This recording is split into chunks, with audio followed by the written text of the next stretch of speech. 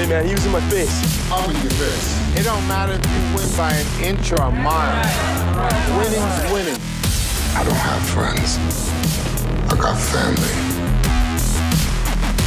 Vroom, vroom, and welcome to another edition of Fast Friends, presented by the NBA. That's Game. We're continuing our super popular summer podcast series of watching and breaking down every film from the Fast and Furious franchise, some of us for the first time. On deck today, the 7th movie in the franchise, Furious 7. I'm still J.E. Skeets, here with our FF expert, Trey Kirby. Hey-o! Hey, yo! And we got our super producer, who some fans are saying is all over the place with his takes on Twitter. JD. Hello. Yes, I try to keep it. I'm trying to judge each one based on its own merit, but it's getting hard to do, and I do realize that I am swerving all over the goddamn place like a Tokyo drifter over here. Throw the e-brake. They are starting to blend together for me as well. It's getting a little more complicated as to remembering, did that happen in 5 or was that in 6? Hold on, no, that was in 7. Yeah, it's in Furious 7, that's right. Because that is the movie we're going to get to today. If you are a true Fast friend and you are enjoying this summer series, why not leave us a 5-star rating and review on Apple Podcasts and or subscribe to No Dunks on YouTube. That stuff really helps us out in terms of rankings. Keep tweeting in your thoughts at No Dunks Inc. We love the feedback, especially when you're questioning JD, swerving left and right. Keep tweeting at us at No Dunks Inc. And if you have questions, you can email them in nodunks@theathletic.com. Just put Fast Friends right there in the subject header. Good to see our man TK with another tank top on, the black one. Black tank top and Skeets, you know I had to bring out the necklace. This is a big movie for the necklace. Oh, God. For being quite honest, the necklace maybe should have been 3rd or 4th build for Fast 7, I do think. I think you're right, man. This damn necklace, I was talking about it in 6. Now it's still here in 7. It's going to be here forever. The movie, Furious 7. Now, guys, I did not watch the extended version. Did any of you sickos fire up that? Because I think there is. Trey's nodding along. Of course you did. Well, it came up first on the search, and the only difference was 3 minutes. I was like, I don't know. I don't know what the difference is. I don't know what 3 minutes you missed. It's probably like 20 seconds at the end of 5 different scenes or something, right? I don't think the math on that works out, but you know what I'm saying. Yeah. But the movie was just as I remembered it. So I don't know what was extended at all. Okay. That's fine. We won't worry too much about that. I think I read that it was the Rousey-Letty fight is longer. Okay. Possibly. But other than that, sure. Who knows? That's okay. I can happily podcast about Furious 7 with the extended fight between Rousey and Michelle Rodriguez. Okay, this one was released in April 2015. Budget $190 million. Listen to this. Box office. Over $1.5 billion. Oh, that's a B. Billion worldwide. The first film in the series to reach that billion mark, and it did over 1.5. It's unbelievable. The skinny Deckard Shaw, who? Don't worry. He seeks revenge against Dom Toretto and his family for his comatose brother. I thought that was a hilarious IMDb one-liner. Jesus, a little dark there, but right to the point. Okay. It stars all of the regulars. I'm not even going to say their names. You know them all. And Jason Statham, who is Deckard Shaw. We got Kurt Russell. Didn't know he was going to be in this. That was a pleasant surprise. I was like, man, we should have had Matty-O on this one. Doesn't he have a great Kurt Russell story where he was in an elevator with him once? Yeah, exactly right. Yeah. It was right when we moved here, and, going back and reading through the Wikipedia, production notes and that kind of stuff. He was here to film Fast 7. Time-wise, it works out perfectly, Skeets. Yeah. Yeah. I didn't even think of that part. We should have got Matty-O back on the horn. But that's okay. Kurt Russell's in this. And Jaimon Hansu as one of the other evil guys in this movie. It's directed this time, not by Justin Lin, but by James Wan. He takes over here for Furious 7. So we'll get into the entire movie. We'll do our fast parts, things we like, furious part, things we hate. But Trey, what do you remember about the first time you saw Furious 7, I assume in theaters? Oh, absolutely, Skeets. And just like the Fast and Furious crew back in the States, adding to the crew, I saw this one with your wife, Nora. That's incredible. On the Saturday after the movie came out, we went to a theater here in Atlanta at Atlantic Station. Yep. And that's kind of how I knew that Fast and Furious had taken over the world. Nora made it a point to see this in theaters on opening weekend, the ultimate co-sign of something being cool and in the zeitgeist. And as you're saying, Skeets, 1.5 billion box office? I mean, amazing. It's not just Nora who was hopping in to see this one in theaters. I messaged her earlier today to see what she remembered, and she reminded me that when we saw this, we were in those big luxury recliners. You know, nice. Yeah, exactly right. We upgraded our seats. I think she said we were basically horizontal for this, you know, watching up at the screen, the perfect thing. She remembered laughing at all of Hobbs's lines because The Rock is in full wrestler promo mode in this movie. Oh, God. We both remembered the cast flex-off scene being super funny. Who can forget Cars Don't Fly? And another great part of going with Nora is that I could not leave without an Instagram. This is my digital representation of joining the Furious crew here. Yeah, we're sitting at 401 likes. So I'm hoping we can get this over 1,000. Gotta go back quite a ways on the old IG, though. I specifically remember Nora asking me, do you want to come watch Furious 7? I'm going with Trey. He's got to go to watch it in theaters. I said I would go. She was into it enough. And I'm like, no, I don't want to go at all. I've never seen any of the previous 6 movies. No desire to watch this. I'm sorry. I knew, I'm sure, about the Paul Walker death and all that. I was saddened by that, and I'm sure this was going to do big numbers. But I'm like, I don't want to watch it. I definitely don't want to watch all 6 before I go watch the 7th. Well, you know, yoke's on me now. Look at me now, watching these years later, podcasting about them. But, you know, I did grab a Corona for today, nice. JD. Yeah.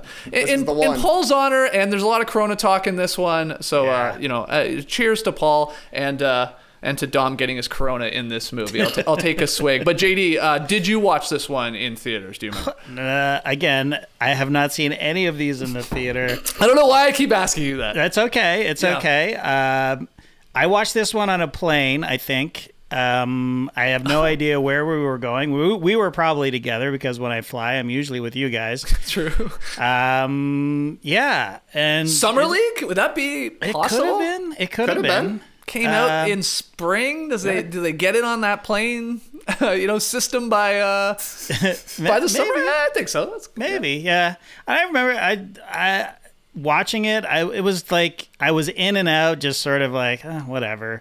I shouldn't watch this on a plane, but I'm going to. Mrs. Doubtfire wasn't available, right, so you know, yeah. But I remember thinking, okay, I guess. I don't know if I had seen. I definitely had not seen Fast 6 watching this the first time. Okay. Yeah. Okay. So you just fired it up. Something just sort of just mindless. Whatever. I guess. Yeah. I guess I should watch this. And, you know, morbid curiosity, really, because Paul Walker had passed away, and just, you know, wondering how are they going to handle that.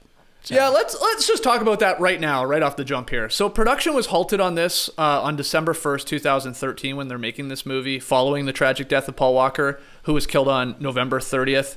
I read that the director, James Wan, and Universal executives, they held a conference call to determine how to proceed with the production of this in a manner respectful of his memory, because he was like halfway through filming at the time of his death for Furious 7.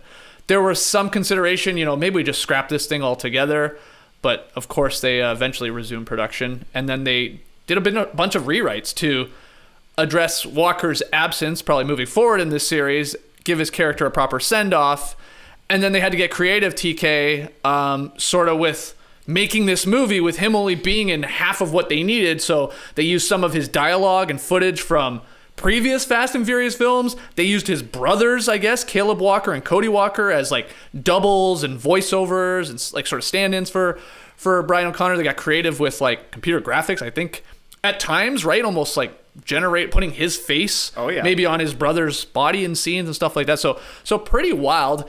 Was that a big part, like back in 2015? Like, you know, like morbid curiosity is the one way to put it. You're right, JD. But like, how are they going to sort of do this with the untimely death? Was that sort of going on, TK? Oh, absolutely. Yeah. That's why this is the biggest movie in the series, was because of the real-life circumstances surrounding it, especially considering that Paul Walker died in a car crash, of all things. So, yeah, I mean, people were certainly curious to check it out. And, you know, I guess this was 2015. We were 14 years with Fast and Furious in our lives. And, you know, for a lot of people, I'm sure they were like me. They started watching them in high school, and now you're an adult. And, you know, Paul Walker's kind of in my same age cohort. So that's something to check out. And there's definitely a curiosity to watching this where you're trying to figure out which scenes are Paul Walker and which scenes are something that they've stitched together, or, you know, is Jordana Brewster talking to really Paul Walker, or just this is some back of some guy's head, who knows. So there's definitely a little bit of movie magic trying to figure that out that I think drew people in as well. But I mean, certainly the circumstances of Paul Walker's death drove people to the movie theater.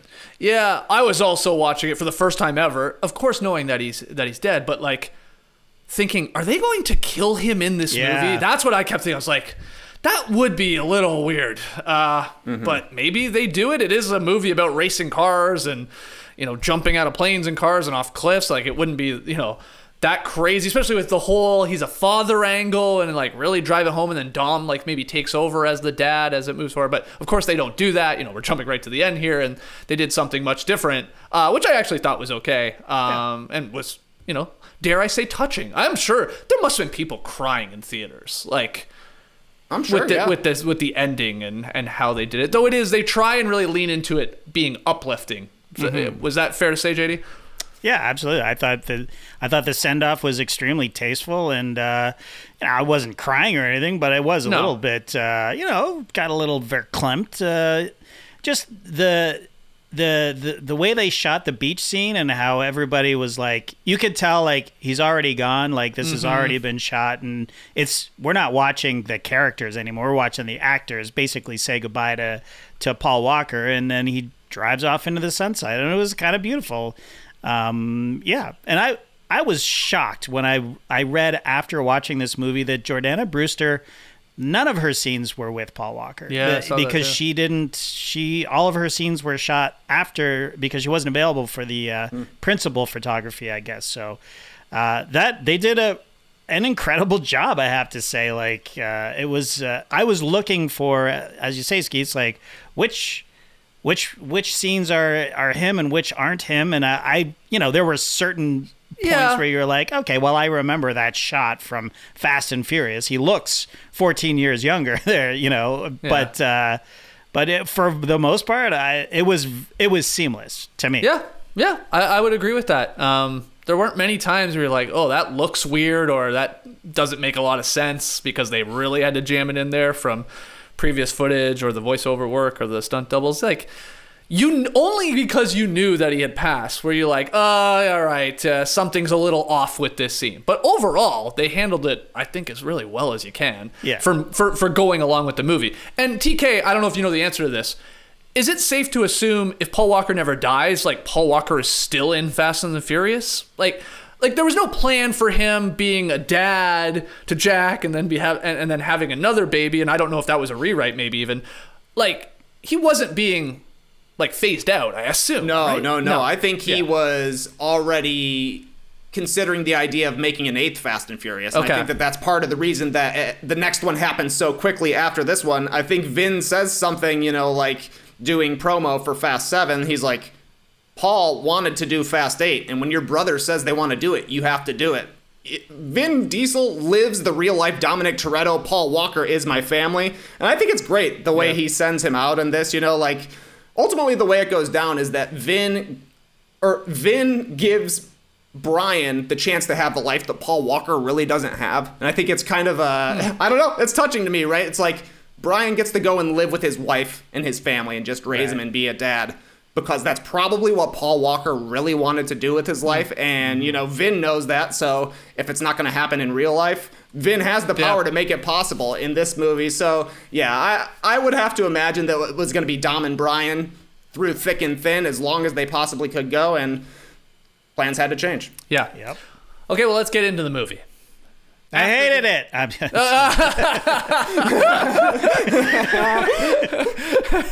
0 stars. Worst one ever. Okay, after defeating Owen Shaw and securing amnesty for their past crimes, going back to the last movie, Dom Toretto, Brian O'Connor, and the rest of the team have returned to the U.S. to try and live normal lives. So what's going on here with our two main characters, at least, is we got Brian, trying to get accustomed to life as a father. We got this minivan scene where he's doesn't know how to open the minivan door. This guy knows everything about cars. Everything.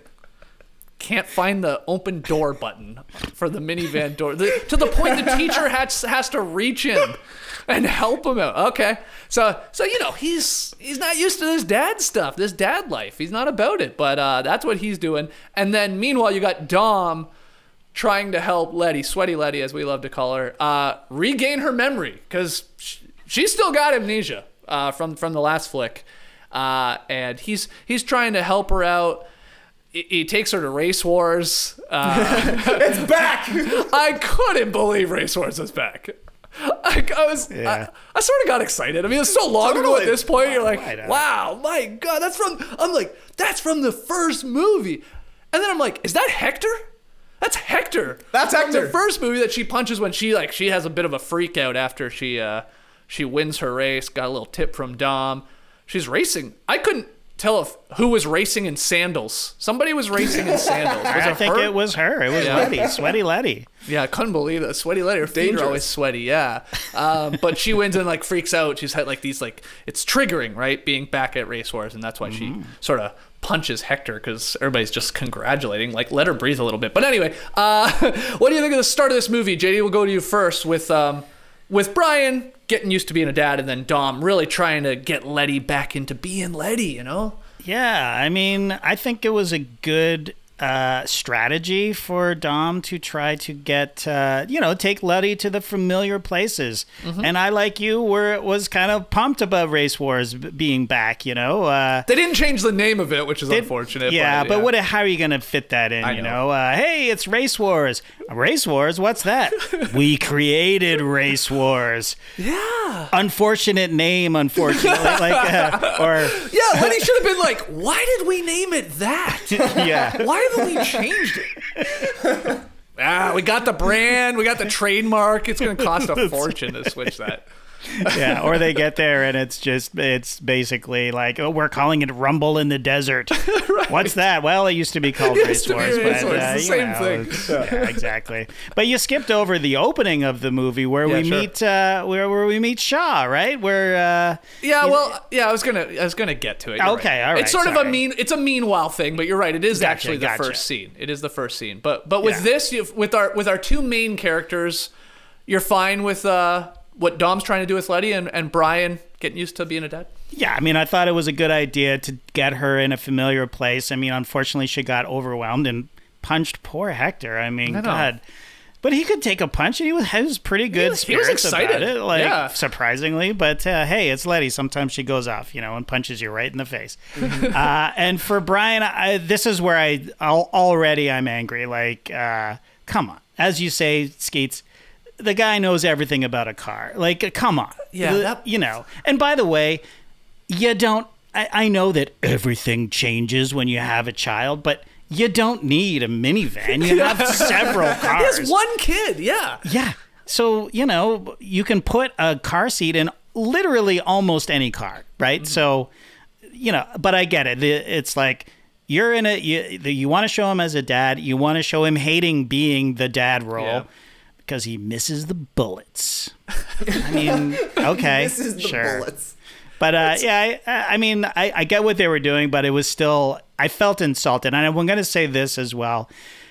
Skeets, you said in the last movie that you weren't feeling it. I think you had just got back from traveling, and you're just like, whatever, man. I was a little tired. And that was me watching this. I had a headache. I was just watching this going, come on. I felt like I was having a fight with my boyfriend, my new boyfriend, the Fast and Furious franchise, and now just being a dick to me is just why are you talking to me like this? I'm not a dummy. You know what I mean? Like, can you just talk to me like a normal human being? Like, why are you being so condescending and weird right now? And that's how I felt this entire movie. Oh, okay. But you just want to let the record show you didn't go in with a great mindset. Okay. Exactly. Okay, fair enough. Trey, and again, we are going to get to the actual opening of this movie with Deckard Shaw seeing his brother, his comatose brother, as IMDb puts it. What do you think, though, about our two main guys here?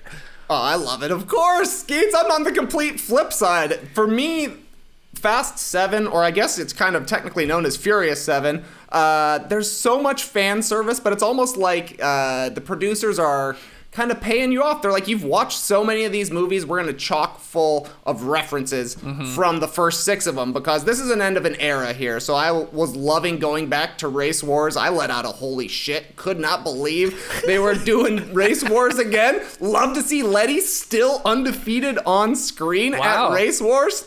Maybe she's the best. That's why she's there in the sandals. An odd Iggy Azalea cameo. I was like, oh, I guess she was one of the biggest names in the world in 2015. I did not remember that. They bring back Hector, another little bit of fan service there. I was totally for it.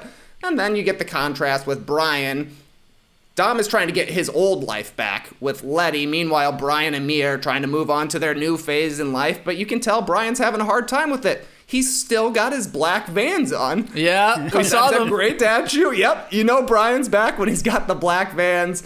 But, he's doing what needs to be done. And we're setting the stage, honestly, for the ending once everything comes in. And you can tell that was like a huge part of the remake of this movie is the family, the actual family storylines with Brian and Mia. Yeah, if you're writing this, the Brian character, into this one, you have two choices now that he's a dad. It's like, one, he goes full-on dad, minivan, which they do, and is like, oh, I don't know anything about this world.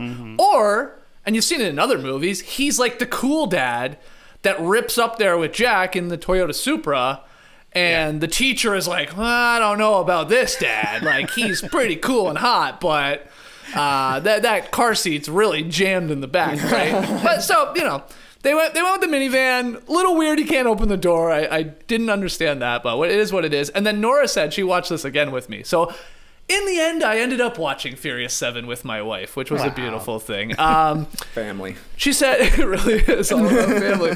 She said, Letty has amnesia, but why does she know how to drive still? Like, why is she an incredible driver, still undefeated driver? And I'm like, that's a pretty good point. I was like, I think their little workaround to that question was Dom giving her a tip, maybe? Like, if she doesn't have amnesia, does Dom ever give her, like, the keep it under 9 or whatever he tells her to do with the RPS? I don't know what he even tells her, but, like... You nailed it. Yeah, or did they try and, like, slip that in there because they're like, he's got to help her a little bit because she does have amnesia. And he gets a great question. Yeah. Is learning to drive a car like learning to ride a bicycle? You can never forget. Even I don't know. And I mean, at the very least, Letty has been serving as a driver for Owen Shaw, right? Like, she was driving for him. Right. She was driving for Braga prior to that. That doesn't answer the question of how she got those driving skills back in the first place, but maybe it's sort of, I don't know, throughout this movie, her memories are coming flooding back, so maybe you put her in a car, say, hey, you're the perfect girl. You don't remember anything, but do you remember how to drive? Yeah, Let's see. You grip that wheel, and maybe things start flooding back, and it's just muscle memory. Yeah, I think you're probably right. I will say about Race Wars, too. I feel like they have upgraded the actual race course. There is a finish line now, like a checkered finish line that I don't remember in the first one. It was like, they didn't have the money. The team just didn't have the funds to, like, really lean into the production of Race Wars. I'm talking about Dom and Letty because we learned that they invented it. So it's nice to see now that there's a legit, race ending. They got the checkered line there. I know who won. It was Letty, so I was good. I was happy about that. Okay, so let's get to the real start of the movie. I buried the lead. Owen's older brother, Deckard, who is Jason Statham, he breaks into a hospital where his comatose brother Owen is being held, and he basically just is there to let us know to his brother, like, I'm seeking revenge. Like, whoever did this to you, they're done. they're dead. He's a badass. He's like a souped up version, I guess, of his brother, who was a pretty damn good badass. We were a fan of him in the last one as a villain, and his brother Deckard here is even scarier, definitely scarier, Trey. Yeah, and I think that's exactly what this scene is all about, right? Because in Fast 6, once they finally start getting ready to deal with Shaw, Brian's got the line, we're not dealing with cops, we're not dealing with drug dealers. That's how they have to set the scene, saying things are going to get crazier here, and they do, no doubt about that. But this, it's a little bit of show, don't tell, because it starts with the cross necklace. We're seeing that cross necklace in the first minute of this movie. Every time we say cross necklace in this podcast. I would like to know what percentage of characters in the Fastiverse have touched that cross necklace, because it's insane. It's like somebody has touched, like almost everybody has had this thing at some point. Like it's very weird to even think that Owen Shaw gets his hands on this necklace, or Deckard Shaw gets his hands on this necklace, but it starts with them, it feels like, oh, we're just getting Deckard being a nice guy visiting his burned up brother. Yeah. And then it peels back. I like that. And he leaves him a machine gun just to rest with there. We've got the rest of the hospital staff is actually watching this, and then it pans out. And oh yeah, Jason Statham, Deckard Shaw, has gone through an entire hospital worth of protection for Owen, just slaughtering people. The guy is the ultimate murder machine, and so the levels have been set from the first 5 minutes in the movie, and it's not just them telling us, hey, things are gonna get crazier. You've watched 5 minutes of this and you're like, whoa, this is like as many gun deaths as we've seen in the entire franchise up to this point, and it's been 90 seconds. Yeah, he broke into this hospital or whatever. He just ran through absolutely everybody that was trying to prevent him from getting into the hospital to his brother, just to tell his comatose brother, don't worry, I got you, little bro. Yeah. And here's a gun, too. Crazy. That was a cool reveal, I will admit, JD, where, like Trey just said, you'd think he's just talking to his brother in the hospital, and then it's like, oh no, he's actually just ran through this entire thing and nearly brought it down. Yeah. I mean, I admire James Wan's confidence in shooting that scene because we see the staff cowering in the corner, but it's not in focus. You're still focused on Jason Statham, and then it reveals the brother in the bed and stuff, and I was like, hot damn. It's a revenge film. I love revenge movies, man. Okay. Like Kill Bill, eh? Yeah. How are they gonna fuck this up? I mean, revenge is a dish best served cold. It's simple. It's brilliant, and it's almost Shakespearean at this point. Let's do this. But they fucked it up. They definitely fucked this movie up. And then I watched it back, and I'm like, why is this so familiar, this scene of watching him walk out of a trash hospital? And I've seen it before. Oh yeah, for sure. I thought the exact same thing. Like it's like almost like a tracking Steadicam of watching the villain leave a hospital totally trashed. And But for those listening, you were showing us a photo of The Dark Knight when the Joker leaves a hospital. Which is a great scene. It's a better scene, and another example of when the Fast and Furious movies have made me want to go watch a different movie. You know what I mean? They're really good at that. You're not wrong. They are. So we then have Owen, soon after, he breaks in to the DSS office in Los Angeles to extract profiles of Dom's crew. And this is where we once again see Luke Hobbs, The Rock, and Alina, who's working for him, though I think she's moving on, right? Because he goes outside to give her a letter of recommendation, which I was talking to Nora, what is he giving her? Is that implying that she's moving on? And Nora's convinced, she's done here. She's got another job. I don't know. She's going somewhere else. But when he goes back in, that's when he comes upon Deckard, who's sitting there in the shadows and just downloading these files onto a USB key. And he reveals his identity, and he's a rogue special forces assassin, and they fight. And he ends up escaping, Deckard does, because this guy loves bombs. Oh, yeah. That is his weapon of choice. This guy's got so many bombs, and he detonates a bomb, and that is what severely injures Hobbs, takes him out for most of this movie because he, like, you know, does the heroic thing, sort of saves Elena jump out the window. He smashed out the window as this bomb goes off. And don't you worry. Where did he land? Where the fuck did he land? Thank God that car was there. I mean, landing on a car is like basically landing on a pillow. Oh, totally. Yeah. Or a bed. Though, you know, at least they said he broke his arm and broke something else. I forget what else he broke. Shattered his collarbone. Yeah. So it put him up in the hospital. But yeah, we get our first very Bond-like fight here.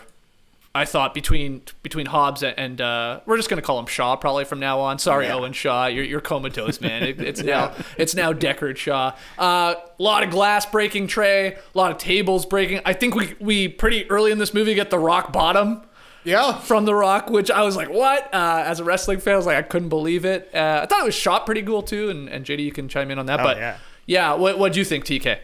Well, I love the first shot we get of Hobbs. He's wearing the tightest tank top you could possibly imagine, dripping in sweat, muscles jacked out of his mind. The guy looks humongous. And basically, Neves calls him out. He's like, you're bored with these kind of arrests, right? Which, fair enough, because his previous arrest, he's been going around the world not caring about laws at all, throwing people onto cars and killing them with no impunity. The guy's just going insane at this point, so now to actually have to be doing stamps and stuff, of course that's going to be boring, but I do love that we get a fight between The Rock and Jason Statham right away, and I love that it's basically a fist fight between them two because these guys are both great at fake fighting. Like, I think Jason Statham is a martial artist of some sort, but I know he doesn't have, like, fight experience. The guy's still an actor, whereas The Rock came up wrestling, right? So they know how to put on a great show, and you can tell. I love when Shaw, basically, it seems like he's going to lose, but he jumps up and slams down the light fixture on top of his head. Then he chucks that tech bomb that he's got. The Shaw's just great with tech, you know. Owen likes to turn off the lights, and I guess Deckard likes to light them up. But I thought it was a great intro to what Statham's all about in this movie. Yeah, and in this fight, JD, we get what we see a couple times in this movie, and I don't even know how to describe it, this camera shot, where in this one I think it is falling over a couch, possibly, and the camera, like... It tracks with them somehow, like in a circular motion. Again, I'm not explaining it that well. Maybe you can do a better job, but we see it a couple times. I thought it was badass. I thought it looked awesome every single time he used it. I love it because it makes you feel it just immerses you into the fight that much more and makes you disoriented as you would be if you were flipped and ended up on a coffee table or whatever. And yeah, it happens a bunch of times in this movie, and I loved it every single time it happened. It's so cool. I also loved, but backing up, his stamp, the captured. Yeah. Ka-chunk. That's the loudest thing in the movie, right? Like, ka-chunk.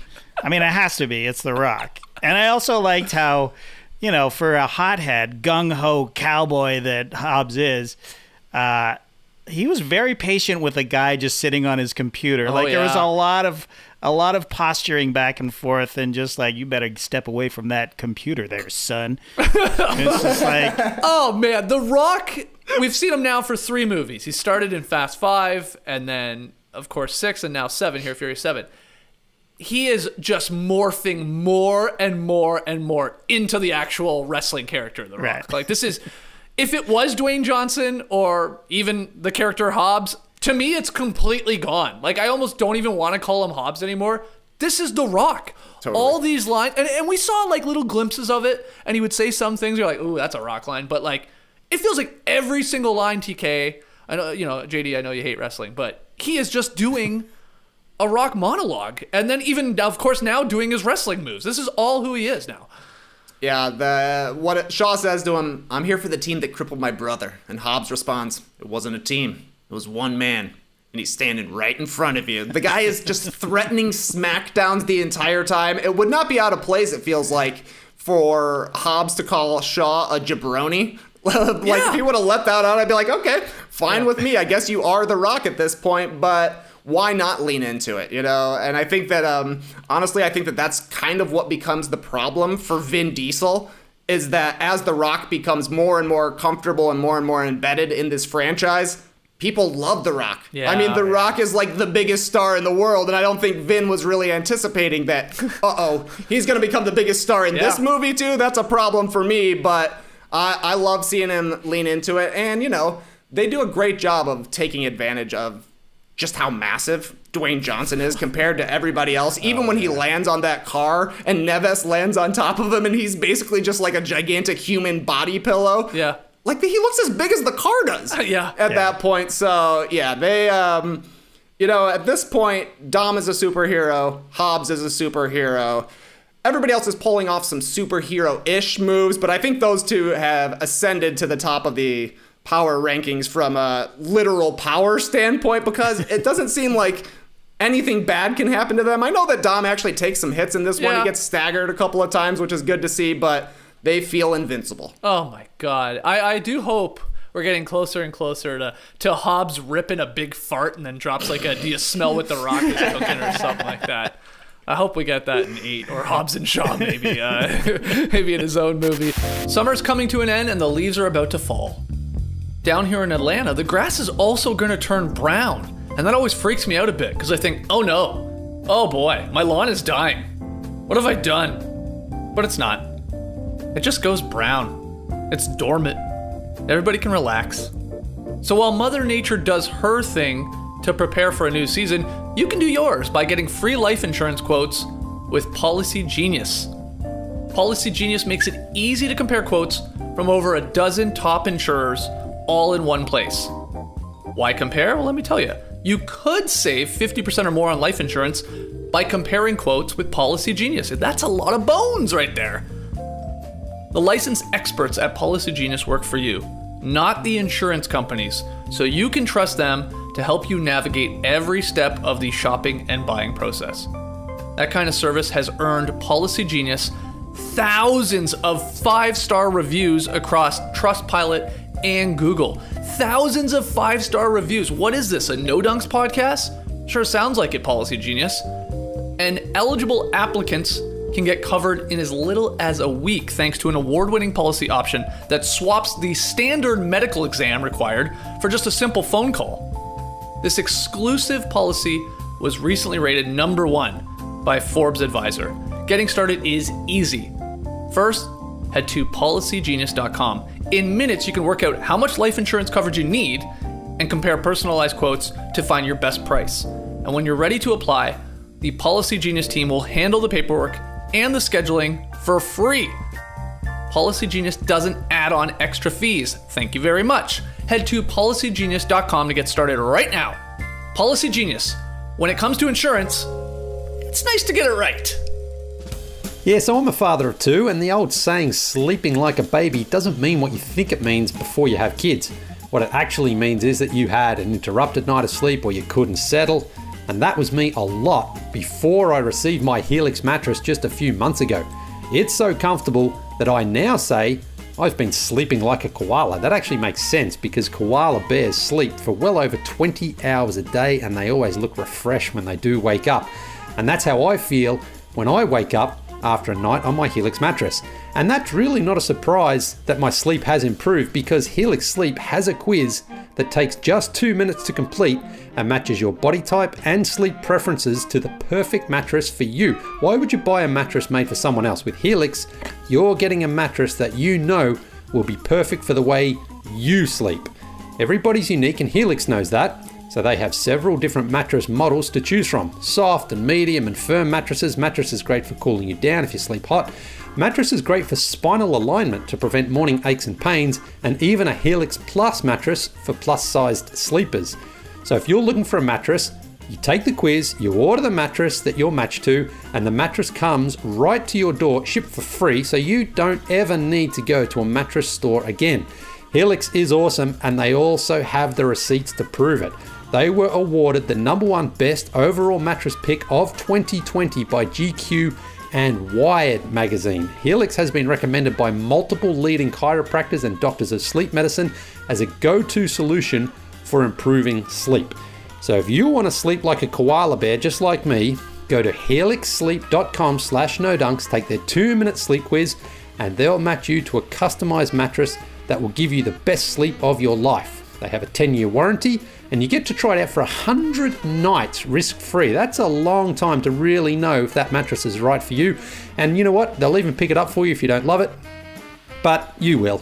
Helix even has financing options and flexible payment plans, so a great night's sleep is never far away.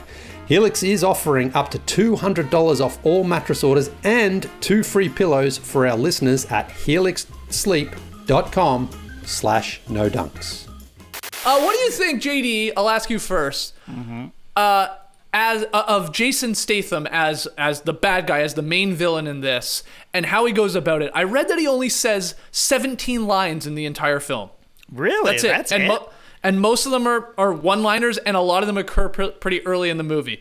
Apparently, that's it. Wow. If that's true, and even if that's not true, he doesn't say a lot if you think about it. Like that's true. very few lines. But that sort of, you said, I guess, in the last one that you are a fan of this British badass that is sort of, I guess, a silent assassin. So you must have been loving this. Yeah, I loved it. Yeah, he's great. He's a badass. I love the accent. I just love the swagger of British gangsters. I don't know what it is. Maybe maybe I'm from British gangsters in my family way back in the day. Who knows? But got some Peaky Blinders in me. But he's great. I loved him, and a great way to prove that you are a menacing villain is by kicking the Rock's ass, which he kind of does, I guess. He holds his own. He holds his own, anyways, against the Rock, which good for him. So yeah, I loved it. Yeah, he set himself up nicely for at least an Intercontinental Championship shot at SummerSlam. He'll be on the card. And same question, Trey, Jason Statham as this guy moving forward in this series. You loving it?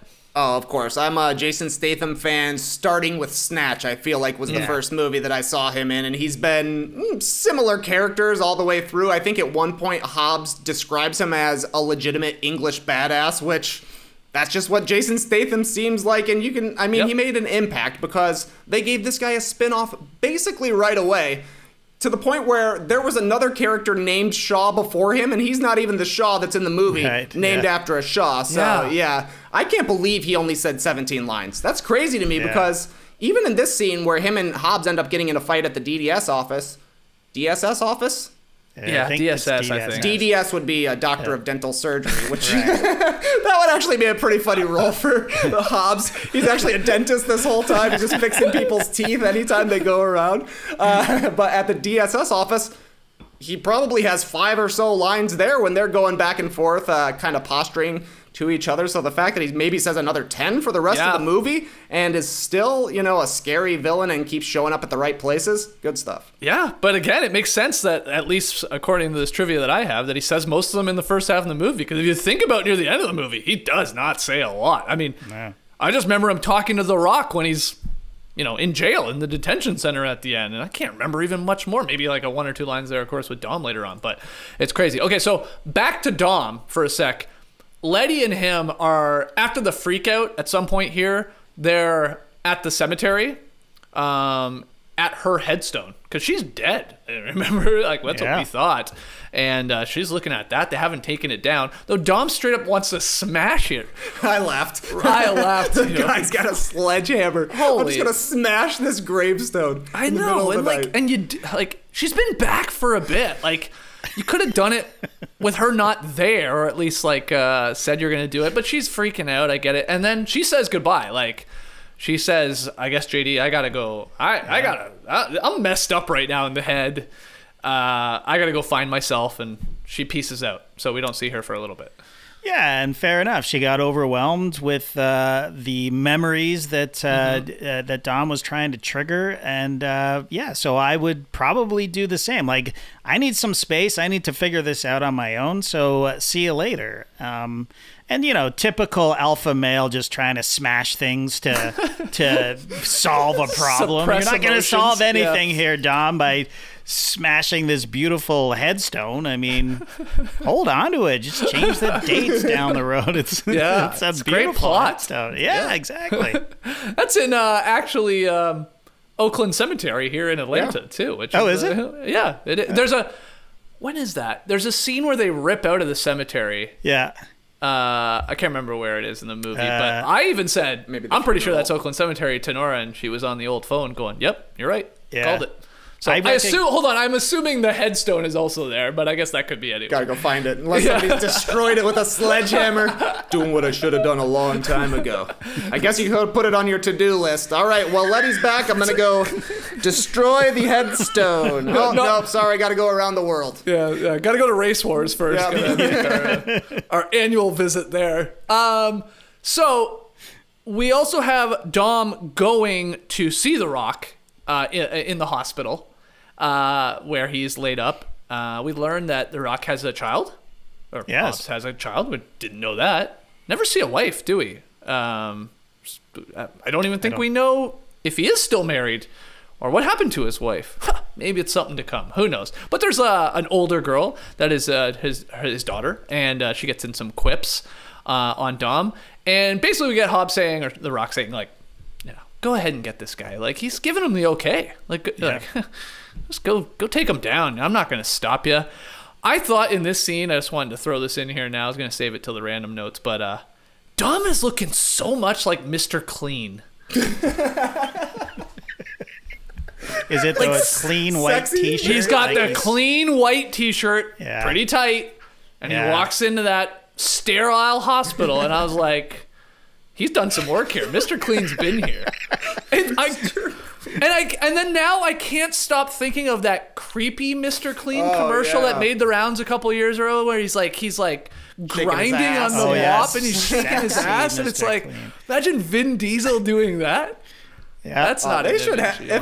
Has he ever hosted Saturday Night Live? Because that would be a very funny character for him. Yeah, it would jacked be. Mr. Clean. I don't know if he's ever hosted. We'll have to look into that. So that's got to be a roast, like a Roman roast in a future movie where it's like, you know how he'd say, "Oh, I smell baby oil." It's like, I smell something lemony and fresh. Oh, it's Dom.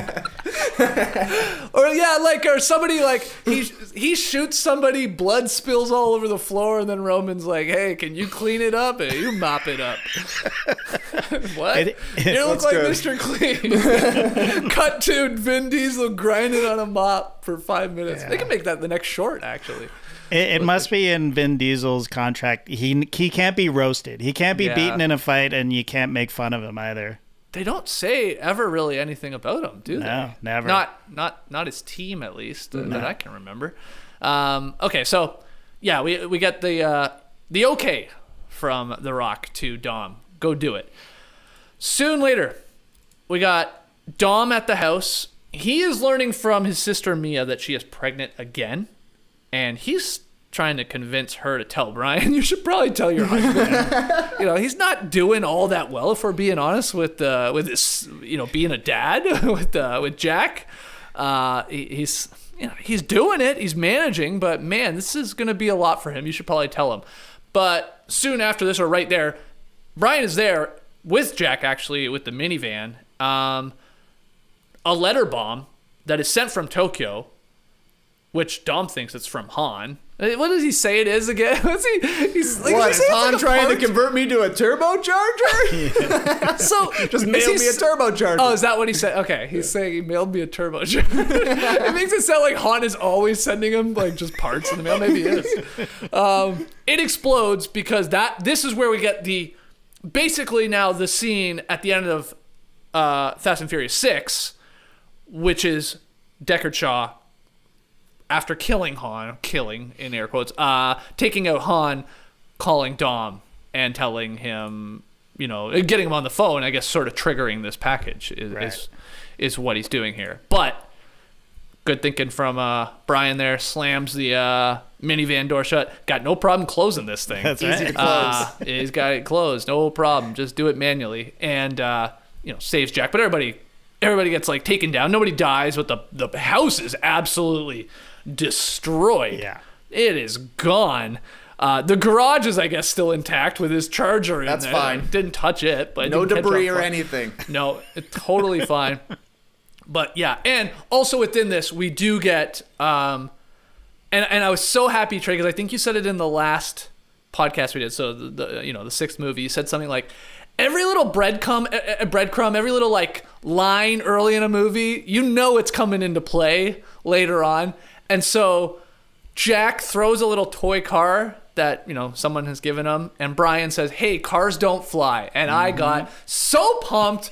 I'm like, cars are flying in this movie. Mark it down. Can't wait. He'll probably say it again. He does. I was so excited, and all because of you. I don't know if I would have really noticed that if we hadn't been podcasting and doing the binge watch here. So yeah, that's what happens. JD, what'd you make of the explosion and the setup there with the "Hey, cars don't fly"? I guess from Brian. Yeah, I love the foreshadowing. Sure. The explosion, great. And I'm just happy that we've caught up with the present. We are now in the present, and moving forward, we don't know what's going to happen. It's like an empty road in front of us. So, right. pour one out. Oh, it's funny you mentioned Han. that, JD, because they say an open road helps you think. Bars, Dom. Yeah, I had never thought about that, JD. We are actually now, everything is all. Well, hold on. We're going to Tokyo here in a second too, right? And good old Sean is back. But yes, the Han part of it all, yeah, it's all tied together now. They've done it. They've pulled it off, Trey, successfully. The timeline has been united. So yeah, I thought it was great. I love the explosion. I love the fact that you're seeing pretty early on that Shaw can get to Dom pretty easily. He's known about the crew for 25 minutes or so in this movie, and he's gotten to Hobbs, he's gotten to Han, and he's gotten to Dom in all different locations. So, yeah, certainly Dom has to be shaking in his boots, considering he just got 1327 back, and now that thing is just roasting in the sunshine. It is gone. Dom is now going to travel to Tokyo to retrieve Han's body, and then acquire the objects found at the crash site from Han's friend. Oh, there he is, Sean Boswell. And he's looking even older, Sean is. Oh, my God. This one, I was like, cool that they have him and that he's there. I mean, that's neat. But, wow, I was like, Sean, you were looking old in Tokyo Drift. I mean, you're looking really, really old here now. I think they used old footage with Twink. Oh, totally. And what's her name? I can't remember her name. Yeah, but anyway, the love interest of Tokyo Drift. Yeah. So that's old footage, but Sean has to actually talk to Dom here. So they have to like have a scene where he's still looking as close as humanly possible, I guess, to what he looked like in the Tokyo Drift. In a weird way, it worked out that he looked super old as a 17-year-old in Tokyo Drift, years ago, that it's like, well, now he's even older, of course, but it makes, well, hold on. No, he's still supposed to be 17 years old. Oh, boy, man. Yeah. The idea that man is supposed to be 17 years old when he's talking to Vin Diesel. I'm all confused. Like, what did you say about the movie? You made an Austin Powers reference, not too long right. ago. Don't think about it. Don't think about it. Just don't think about it. But you know what? I mean, this movie made $1.5 billion. You could. Like, I've seen makeup and special effects make somebody look younger. Come on, guys. You could have made you gave him the same haircut. Great. Good. I think he may have actually had his teeth fixed in between. There was just, obviously, he was older. Like, how much older? Is he 10 years older? Like, yeah. At least, right? I think it was so. shot in 2013. My God, the poor guy. Yeah, that was 2003 was when Tokyo Drift released. Okay, so he's a decade older. Yeah. He shot it before that. Wow. Yeah. We've all changed. But you know what? Don't think about it or you're going to go cross-eyed. Yeah, it's fine. But my God, take a swig. The necklace is here. The necklace is here. Yeah, even Sean gets a touch of the necklace here. That's crazy, man. Like, Sean gets the touch of the necklace? He barely even knew Dom. They shared 15 seconds of screen time together, but when that Tokyo Drift song kicks in, I think it's a DJ Shadow song, and they're showing, the walk through the parking garage. I was hyped. I was like, this is great, man. We're going back. Some hilarious lines between Dom and Sean. My favorite, of course, Who said American muscle can't drift? Oh, yeah, I know. Oh, my goodness. God. Dom can't even lose a race off screen. Yeah. No. Right? Like, it's pretty clear that Dom won this race. Han said you were fast, but not that damn fast. This guy's so country, man. This guy's so country. But yeah, it just continues the theme of there's no way Dom can lose at anything. Even like a verbal sparring. That guy's not taking a loss here. Yeah. And I also was just dying laughing at the personal effects found at the scene for Han. It was just a picture of Giselle in a bag and a cross necklace. Yeah. Okay. From a car that exploded. Yeah. We saw it was nothing but flames, but the photograph somehow survives. Look at this photograph. Sean could have delivered that line really well. Yeah. Sort of country, very Nickelback-like. Yeah, those are the two things he gets. It ties it all together. I did think it was funny that we get Mia and Jack are at, where are they? They're at Mando's fortress, they say. Oh, yeah. Who's Mando? That guy is somebody, I think. I think Mando is some entertainer of some sort. I don't know who he is, but I guess it's just giving us a reason to know what's going on with Mia and Jack. And like you're saying, Mia didn't film any scenes with Brian, basically. So they're just like, here's where she's going to be for the entire movie. So you sort of know, but they really kind of just gloss over it. It's basically like, well, Dom set me up someplace, so I'll just be off screen for the entire movie. Yeah, I just meant, like, Mando isn't somebody that we've seen before, though, right? I don't think so. Okay. That's the part where I was like, am I supposed to know who this guy is? Like, this guy's got a lot of money, and he's got a great place, and he's got a lot of security. What movie was this guy in? And again, this is where you start, like, losing track of some of these characters. Okay, you guys are telling me he's sort of new here. They just know him. Also, Dom says, like, when he's going to go to Tokyo to bring Han home, and then he tells Brian he'll see him in L.A. in, like, 2 days. This guy moves quickly, man.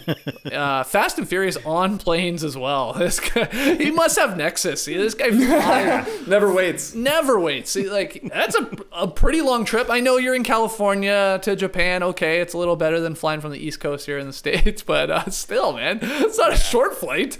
This guy's there and back. And raced and got some goods and got a body and he's there. And he's no delays with any of these flights. So that is great. Anything to add to the Tokyo drift scene from any of you gentlemen?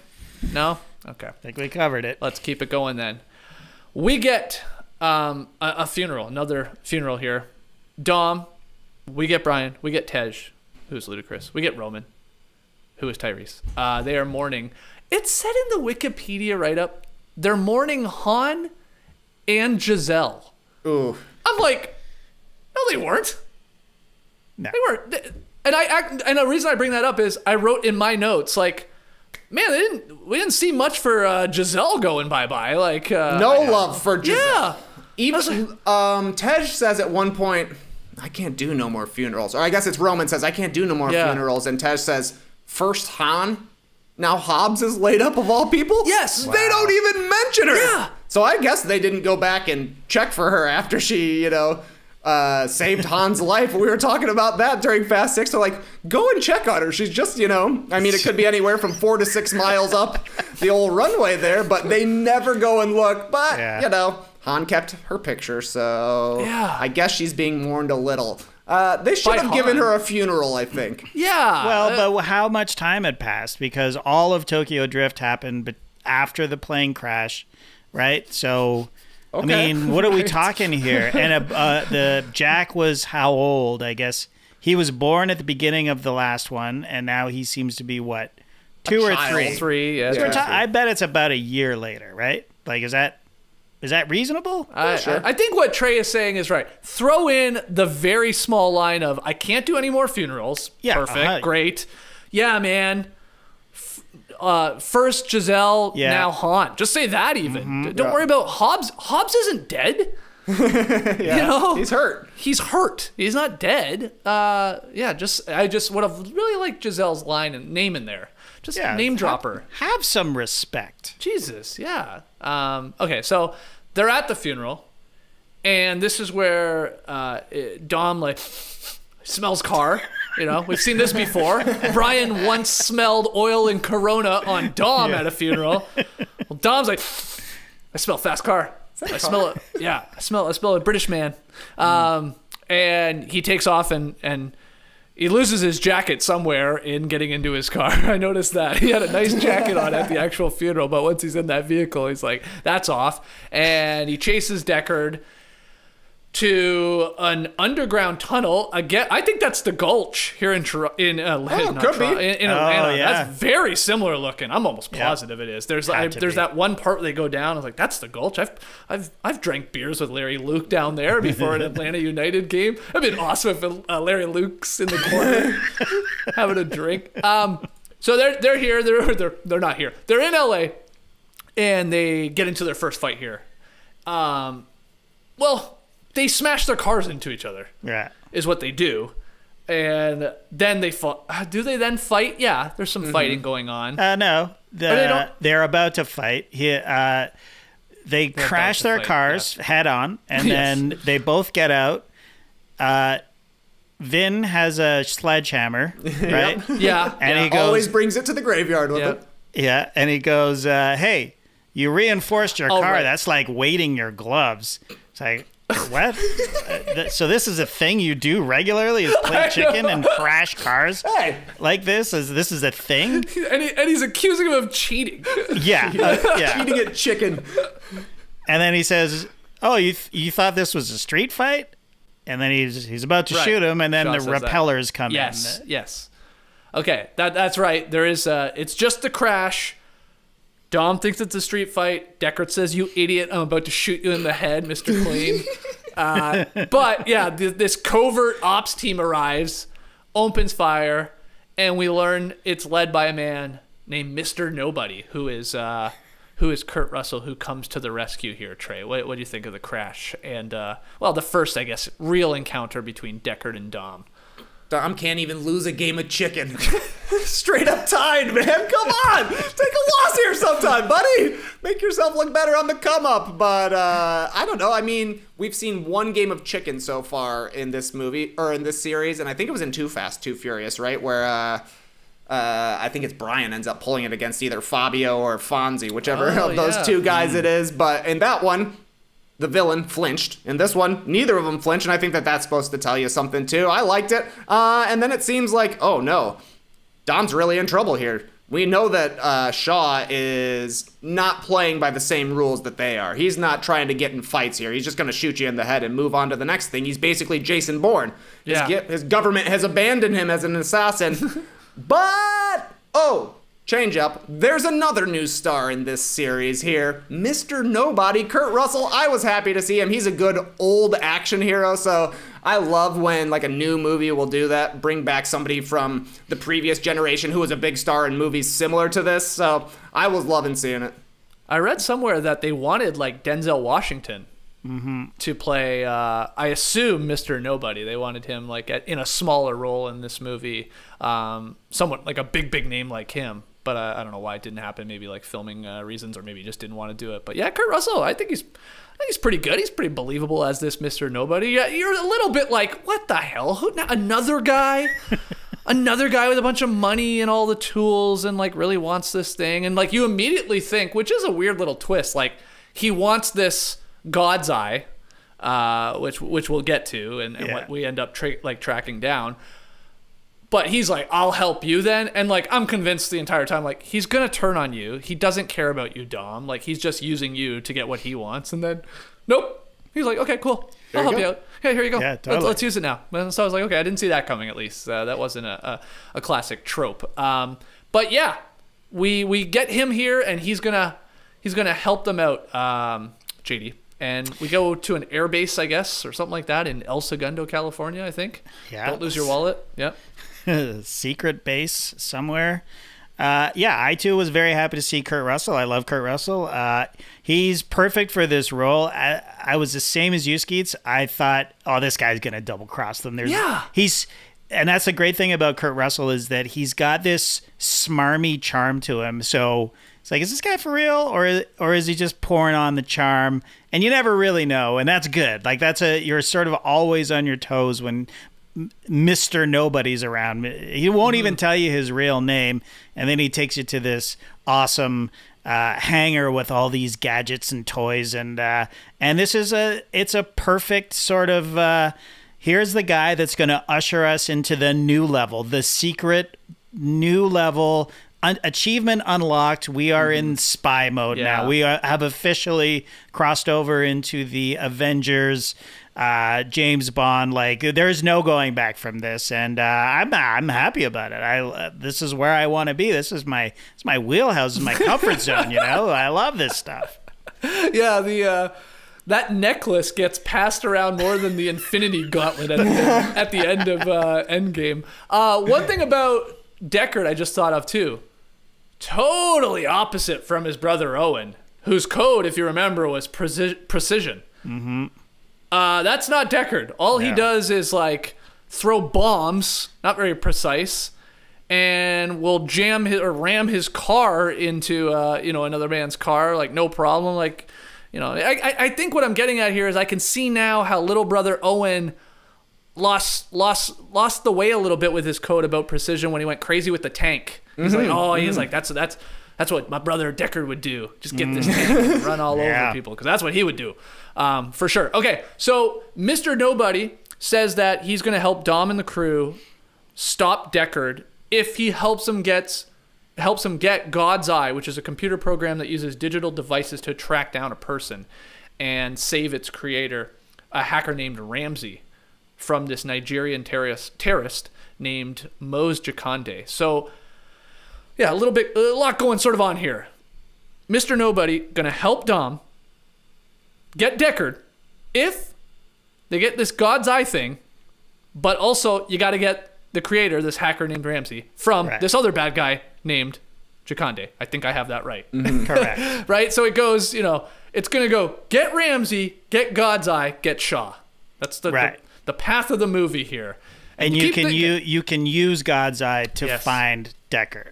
And again, we thought there was no way he was going to let him use it, I thought. Yeah, but also, if you want to find Deckard, just fucking go outside. He's everywhere. He shows up wherever they are. Yeah. He wants literally every scene. Exactly. Yeah. He's hunting you. Use yourself as bait, and then you'll find him. So this is the moment where this movie lost me. Like, it was just like, okay, all right. You're not even trying now, guys. Honestly, like, even when Mr. Nobody, when they first meet him, and he's like, oh, by the way, I can get you Deckard. Oh, the guy that was just here? Like, literally, if we all run, we could probably catch him? That's what you're offering me? Okay, I guess so, but you're also offering me a beer, so I guess I'll go with you. I'm gonna come with you. You did do your research. Yes. He wanted to give him a Belgian ale. Dom wasn't feeling it, so he pulled out that bucket of Corona. I wish I had a bucket of Corona in front of me right now. I'm almost done my one here. Hey, Mr. Nobody, I need another. Thanks. Yeah, I'm with you, JD. I got to admit, this is where in the movie, this whole God's Eye, and then the added layer of Ramsey, and then another villain in Jakande. It got to be. I'm with you. A little much. Just a little too convoluted. Trey, what do you make of this part of the movie? All I could think was that as Mr. Nobody is explaining how dangerous God's Eye is, and he says something along the lines of, if this gets into the wrong hands, this is the worst thing, Like, he's like, we can't let the wrong people have this, saying, we can't let Shaw or Jakande have this because it's going to be mayhem for the entire world. But I also don't think Dom is the right guy to be in charge of God's Eye. I mean, we know him first and foremost as a thief. That's how he started. Yep. He has been traveling the globe, destroying every city he visits to. And Mr. Nobody's like, yeah, but if you're doing it for us, it's going to be okay because we're going to find this guy who's actually trying to find you the entire time. So I was a little unsure why. It definitely feels like they're trying to set up a twist for Mr. Nobody in this, to somehow he's working with Shaw or he's working with Jakande. And I mean, who knows? Maybe that could have originally been the plot before things changed and they had to rewrite some stuff. But it was very weird to me that he would willingly turn over the greatest super weapon on Earth just for Dom to be able to settle a score, that was a little unbelievable, but I don't know. I love it how Mr. Nobody's like, yeah, I knew that's what you were going to say. I got your whole team here. And then they just start rolling up. This guy's done the research, and Dom needs a Mr. Nobody at this point, because we've seen that they're going to be clearly outgunned compared to what Shaw has been able to do. He's already been a step ahead this entire time, and he's got way better tech, way better weapons. You need something to beef up the crew of the Fast and the Furious, so yeah, we'll throw you a Mr. Nobody. Yeah, but even with all that said, Mr. Nobody is going to compliment Dom on his crew. Right. Vin Diesel has to get, the accolades here. Like, what a crew. And, look, I don't think we need to take long on this. Like every one of these last couple of movies, we get the whole team back together in one room. Let's come up with the plan. This time, the joke in this scene is Roman is going to have the plan, which will pay off, soon here as we start falling out of airplanes and cars. Yeah, there's not really a whole lot more to add, so I'll keep us moving here. Except for, I will say it's weird. Letty comes back too. Letty is the last one to come and join with the crew. Of course, she notices the cross necklace, and it gives her a flashback. They're all completely, dumbfounded that she would show up, and she says, Han was my family too. You were just leaving Dom because this is too hard for you, being involved with this when clearly you should have memories. The whole time you've been saying, I ain't got no memories. So what is her draw to helping Han? I mean, I guess she's trying to stay bonded to the family, of course. Yeah. But we just saw her saying, I have basically no connection here, and it's impossible for me to be around you people. Yeah. That was strange to me. That was super strange. 100% agree with that. So the plan is, guys, Dom, Brian, Letty, Roman, and Tej airdrop their off-road modified cars over the mountains in Azerbaijan, to ambush, I can't talk right now. I've had one Corona in the bag. Ambush to Conde's convoy and rescue Ramsey. Okay, I could have just said it like this. They're going to get in a big plane and they're going to skydive in cars is what this scene is. And we get the whole hilarity with Roman not wanting to come out, so Tej has modified it to that he can just send him out of the car by opening his parachute, and then it was actually funny when his car is they're already on the case, they're already chasing the convoy, and he's just floating around in the background. I'll catch up with you guys later. One part of this, I thought it looked cool. Apparently they actually did this, JD. It wasn't CGI'd. I read that They were dropping cars out of a giant airplane and sort of parachuting them down. I don't know where the realism turns into CGI, but pretty cool looking. And I laughed so hard. There's a scene quickly in here where Dom thinks he's driving the car while skydiving. Yes, he does. He's literally driving. Yeah. You're not driving it, man. Yeah. He does it later too. He pulls some kind of crazy jump, and you can see him trying to steer in midair. I mean, the wheels are probably turning a little bit, but it's not like a rudder out there. You're not piloting a boat or something. No. But very funny anytime he's trying to drive. But I will say, I love this scene. Yeah, it was pretty where the cars are falling out of the airplane. This to me is such a much more satisfying airplane-related Fast and Furious stunt. Okay, they did the plane in Fast 6, but the cars are still on the ground. I mean, they're getting pulled up a little bit here and there. It's still basically taking place on the ground. When you think of an airplane, you don't think of it taxiing on the runway. You think of it flying through the air. So this, to me, is the real Fast and Furious plane stunt, and it's super impressive. I think they said that they did the drops with these gigantic parachutes, and the parachutes they use are actually pretty similar to the ones they describe where they're activated by GPS and stuff. And then they also had... part of the scene was they would drop cars from 10 feet off the ground, the stunt driver had to floor it as they were landing to be going 40 miles an hour when they hit, and then it just looks like they're hitting and going super hard. So to be able to pull this off with practical effects, I think is incredible. I agree. I've skydived once before. One of the greatest things I've ever done in my life, and I'm sure I've said this on the podcast before, but the best part actually wasn't myself jumping out of the plane. It was when I was on the plane and my buddies, I was with my buddy Grish actually and my buddy Dub. they went before me because they weigh.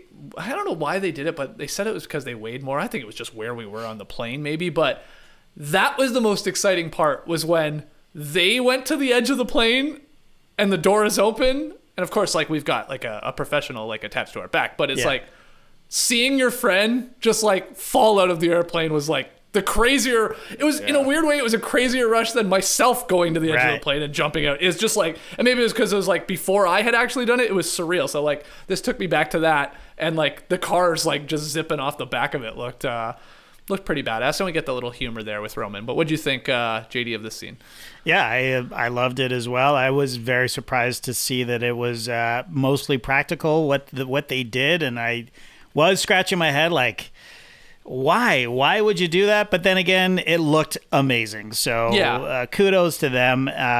This is where the Fast and Furious franchise in general shines, with these kinds of mind-blowing stunts, and I thought that it was really well done, and I loved the shot of Roman's car spinning around while they were all, landing and where they're supposed to be, and he's just off, lands wherever he lands, and I laughed. I was enjoying myself again with my boyfriend for finally during this movie. So.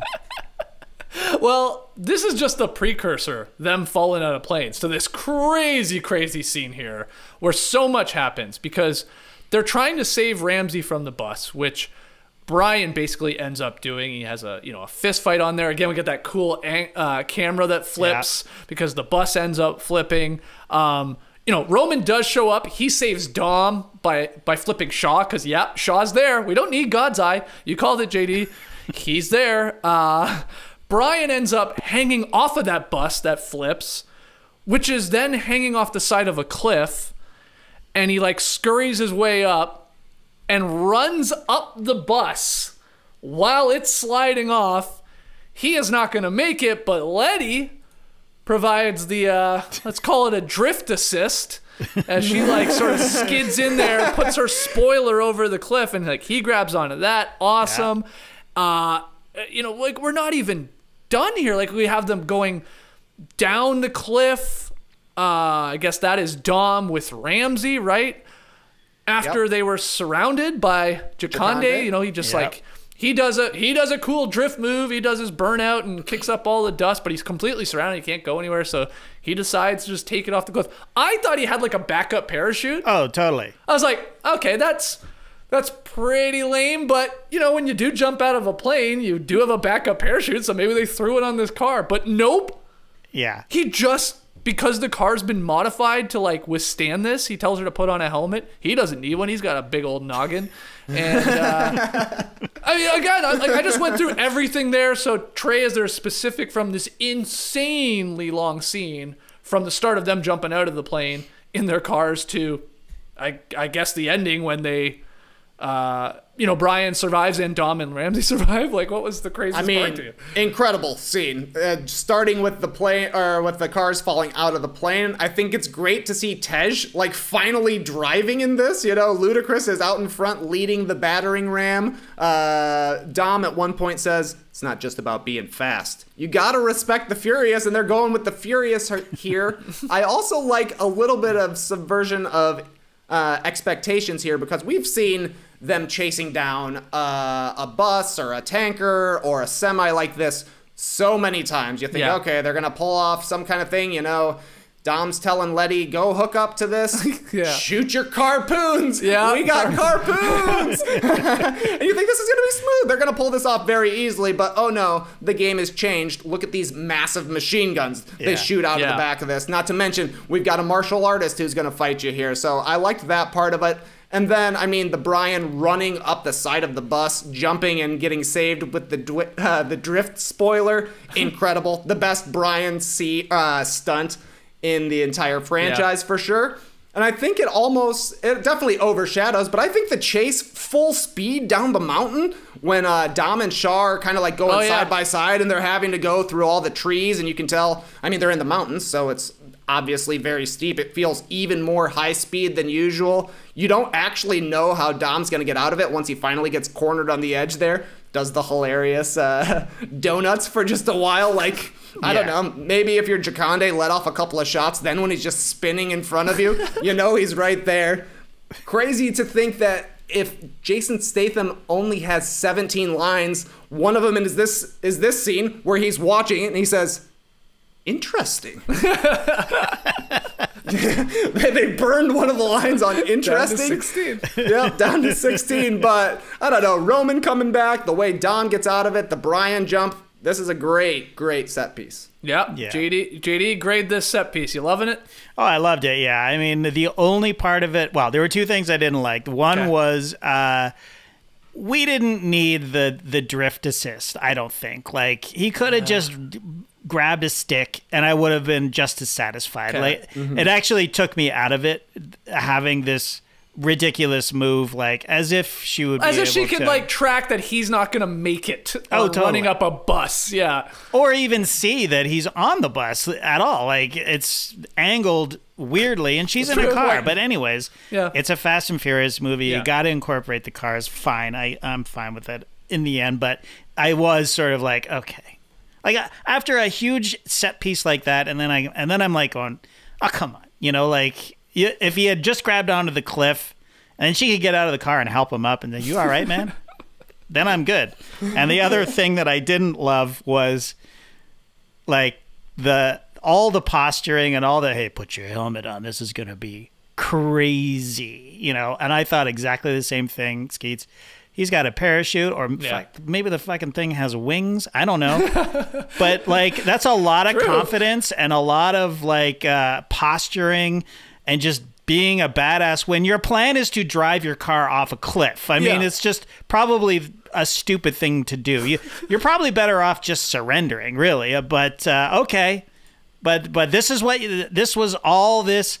You got some cojones, Dom, is all I'm saying. Like, come on. Like, just maybe like, hey, I don't know if this is going to work, so put your helmet on and then drive off the cliff. Not like, I'm so certain this is going to, we're getting away, so just strap in and be impressed by me.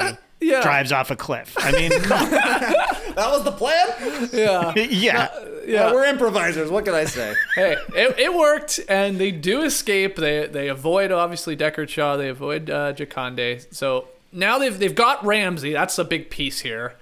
And there's a scene here where, like, she first off, she clocks all of them about, like, their character and what they're about. But also lets them know, oh yeah, I've shipped the device to a friend in Abu Dhabi, so I don't even have the thing that you guys need, or Mr. Nobody, I guess, needs. So that's going to get us to Abu Dhabi. We'll get there in a second. But very important in this, sitting down at the dock by the bay or whatever the hell they're sitting here in this. And I couldn't believe it because I brought it up in the last podcast where I was getting upset in wondering, are Dom and Letty married? Like, what's going on here? All right, I'm bringing that up, and I'm all angry. Why can't we know? We should know. You know, is there a ring or not? In this scene, I think I have it right when she's like saying all these things because she calls Dom Mr. Alpha or Alpha and calls Letty Mrs. Alpha, and somebody corrects her, right, and says they're not married. Yeah. And I was like, oh my God, I can't believe they addressed it in this way of all ways. Yeah. I was like, all right, settles it. I'm good. Of course, later on in this movie, we're going to learn they are married. And there was a wedding, a small wedding. Everybody's wearing white, just like Mr. Cleanwood. And didn't I speculate that it was during Los Bandoleros, which is when it happened, right? It totally was. I was amazed. Amazing. And like, guys, I'm being completely honest with everybody watching and listening to this. I have never seen these movies. I haven't gone ahead. Of course, maybe I've seen like, what? Han's coming back? I thought he was dead. Like the odd little like, oh, I thought they were dead. They're back. But I don't know anything about these. And this whole rant I went on about the marriage and like, yeah, when were they married? We called it a wedding shoot when they were in Los Bandoleros. That's right. It's incredible. It's incredible. I couldn't believe this world building that was happening here. But I still don't get why somebody said they're not married. Yeah, because nobody knew. They got married in secret. That was the big reveal at the end. All right. That's really weird for a guy that's always talking about family to keep that a secret, that he's married to this girl that he loves. That's a weird decision from Dom. Yeah. And Letty, for that matter, before the amnesia kicked in. So, okay. You can't tell somebody they love you. I was so pumped. I was so pumped. Okay. Anything from the dock scene where Ramsey's like, this brilliant, what do you even call her? Just, what do you call somebody? They call her a hacker, right? Well, she's a hacker, but I mean in like, but she can read the room. Read the room. She can read. She'd be a great poker player, I guess. Absolutely, yeah. Okay. And of course, there's the, she's a girl, she's a hot girl, and she's a hacker? Like, okay, all right. Oh my God. Well, that leads to Abu Dhabi, where these guys are like, their eyes are falling out of their head with her in the water. Yeah. Right? Before they come up to that little cabana there. And creeping hard. Yeah. That was strange. It's like, nice homage to James Bond, though. Yeah, because we've seen that James shot Bond. many times. Yeah. Is Ramsey in this for the long run? Like, is she part of the crew? She's back. Okay. All right. Nice. Great. Okay. So that means she's going to hook up with Roman or maybe even Tej? No way. All right. Anyway. I mean, Tej's pretty impressive in that fight, Oh, Tej has like skyrocketed up my power rankings. And he was already pretty high because he's like, he knows his limitations. He's very smart with his money. He's a smart guy. He's probably the smartest of the bunch. Can still drive great. And now we learned, he's got some fighting skills to him, but I could have done without him also being like, gosh, she's a woman. That's why I don't think that she would ever go with either of those. So and it was a bit of a blown opportunity because, basically it's Michelle Rodriguez has to come and say, hey, knock it off, Right. But it would have been so much better if it had been Paul Walker or even Vin Diesel come along and say, guys, what are you doing? Like, she's not an object. She's family. She's part of the crew now. Like, take it easy, that kind of thing. But oh well. Yeah. Baby steps. Yeah, we're drooling over Ramsey getting out of the water. We get a nice little scene, I think, in here too. Flying to Abu Dhabi between Brian and Dom, right? Do I have that right? Yes. Okay. Yes. This was going to be one of my favorite things, or maybe least favorite things. What Brian says to Dom when they're having their heart-to-heart on the plane. Hey, Dom. Pretty wild on that mountain, huh? Yeah, man. That was pretty wild. Could that have been? Maybe that was a line wild they had on that mountain, huh? Maybe they had to use a line from somewhere previous. Yeah, I mean, maybe. But bit of an understatement. Yeah. You just dropped out of a plane. Brian just ran up the side of a tumbling bus and got saved by a drift assist. Pretty wild, huh? It's just another Wednesday in their world, man. Yeah, no doubt. Honestly, it's nothing at this point to these guys.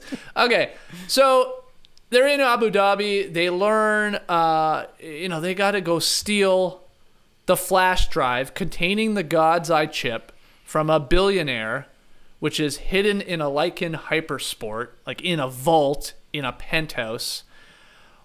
We get this scene. I'll keep going here, and we can go back a little bit.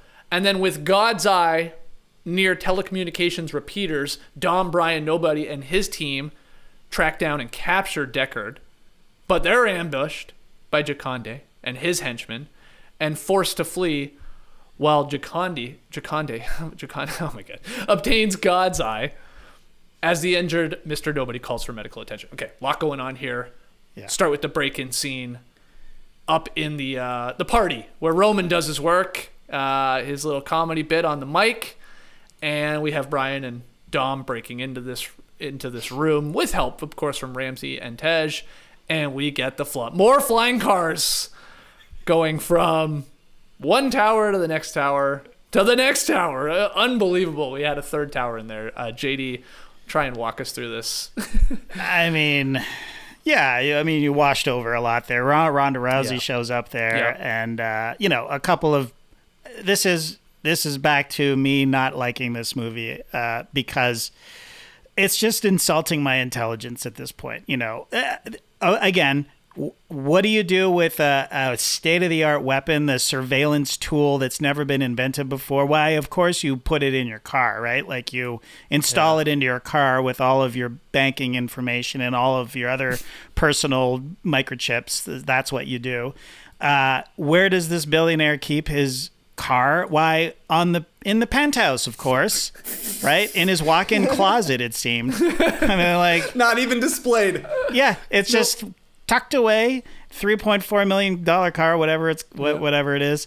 And then, of course, Vin Diesel has to lift the car for Brian to climb under it to get it. But as it turns out, we could have just gotten in the car and then gone through the console. But why not put your main character in danger and show off Vin Diesel's muscles? And then fuck it, we're taking the car. Okay, great. And then there's it's pretty cool, and it's a spectacular sequence with the car going. The brakes fail inexplicably. I don't know what happened there. $3.4 million car. Yeah, first time they've ever had to use the brakes and they don't work. Yeah. That's right. I think it snapped when he ran over a terracotta warrior. Ronda Rousey, awful, I guess they snapped right? before that, probably. So, yeah. Go ahead. Ronda Rousey was awful. I thought her acting was horrible. I didn't think the fight was all that interesting, other than the fact that they were in gowns. Maybe that was the only thing that really made it any different. The previous fight between Letty and Gina Carano was so much better, spectacular. This was just okay, all right, there's a fight happening. Roman is brought in to use his mouth.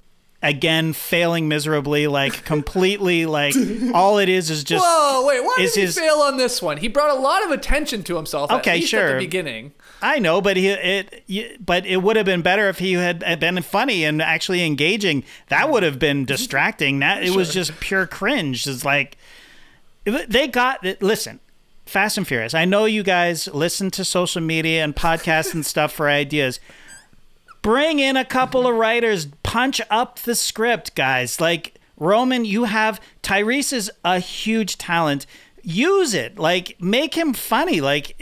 He's the comedy relief, but he's just not that funny, I don't think. A lot of his lines, most of the dialogue in this movie, they just feel like placeholders. They can't even name Mr. Nobody. It's like a placeholder and we'll come back to it. We'll come up with something cool and mysterious and spy we'll just call him Mr. Nobody for now. And then they just left it as Mr. Nobody. It's just, you know what I mean? It just feels completely, it's just so lazy to me. Right, right.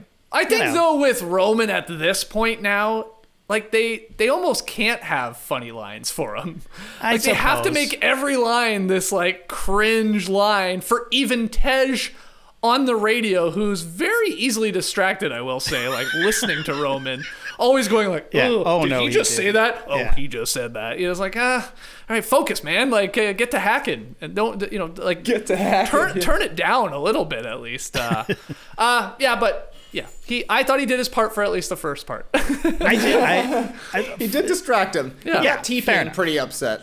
Yeah, that's true. It was T-Pain, wasn't it? Yeah, he didn't have a line though, did he? No, I don't think so. Weird. He must have had a line that got cut, right? Yeah, you would think. Why would you put him in? Exactly. Well, what do you think, Trey? Especially of the flying cars from tower to tower and getting out of there. I mean, it looks amazing, and if the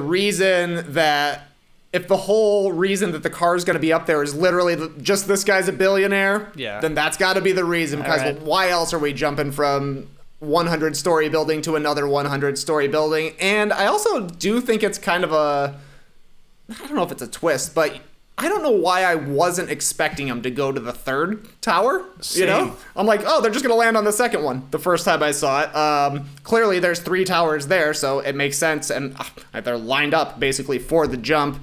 And when, they finally make it to the third one and Brian's bashing on the console, he finally rips it out and they jump.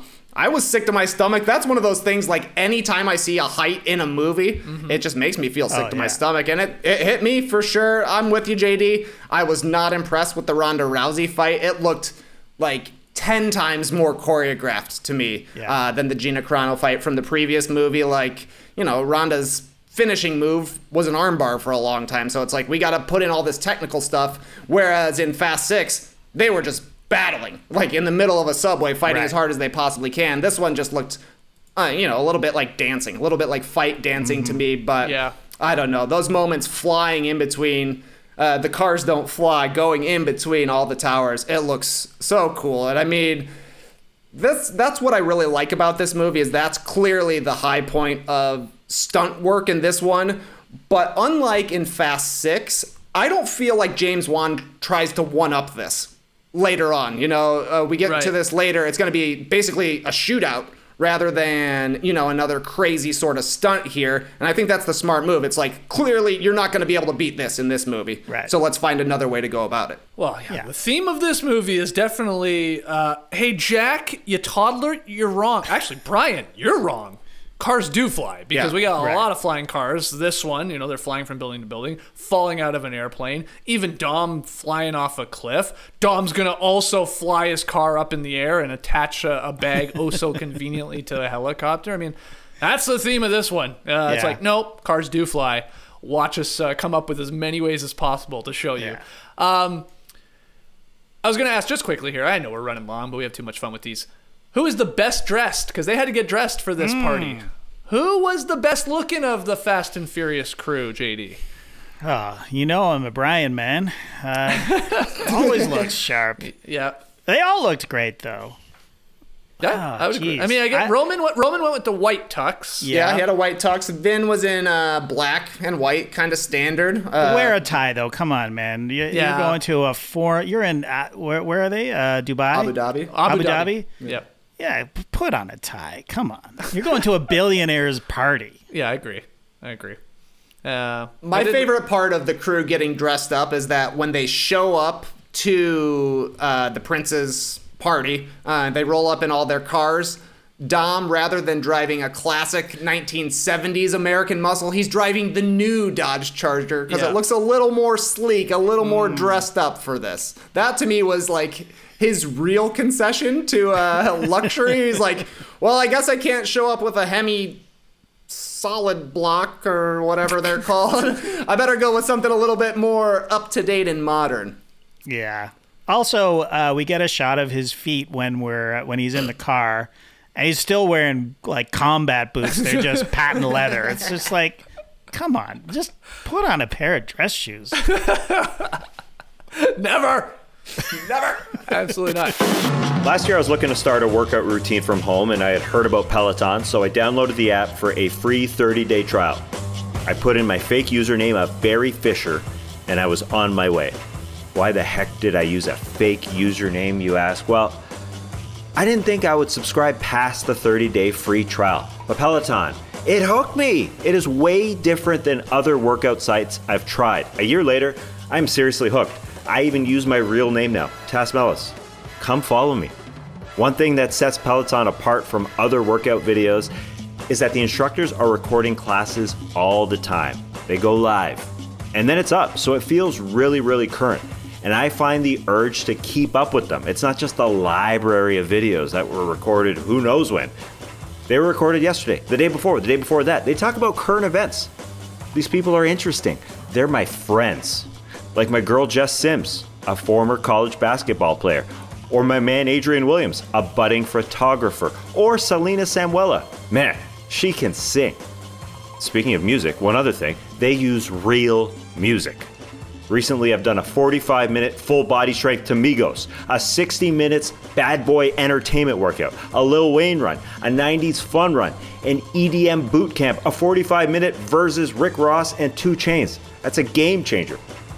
The playlists are curated. The beat drops at the exact right time. My girl Jess Sims always making that happen. I got into it. I bought a Peloton, but I waver from time to time. I stop working out, I get back on, I stop. But you know what? Being part of a community also reels me in. Oh, this person is working out. Let me see what they're doing. I got into the hashtags. I'm part of the hashtag Thunder Squad, the hashtag Curseout crew, the hashtag Peloton Dads crew, the hashtag You Get To crew, the hashtag ATL Peloton. And it's not just cycling. They have all sorts of workouts: cardio, strength, yoga, Pilates, outdoor runs, meditation, and a whole lot more. So be like me. Get a free trial. With the Peloton bike, there's nothing like working out from home.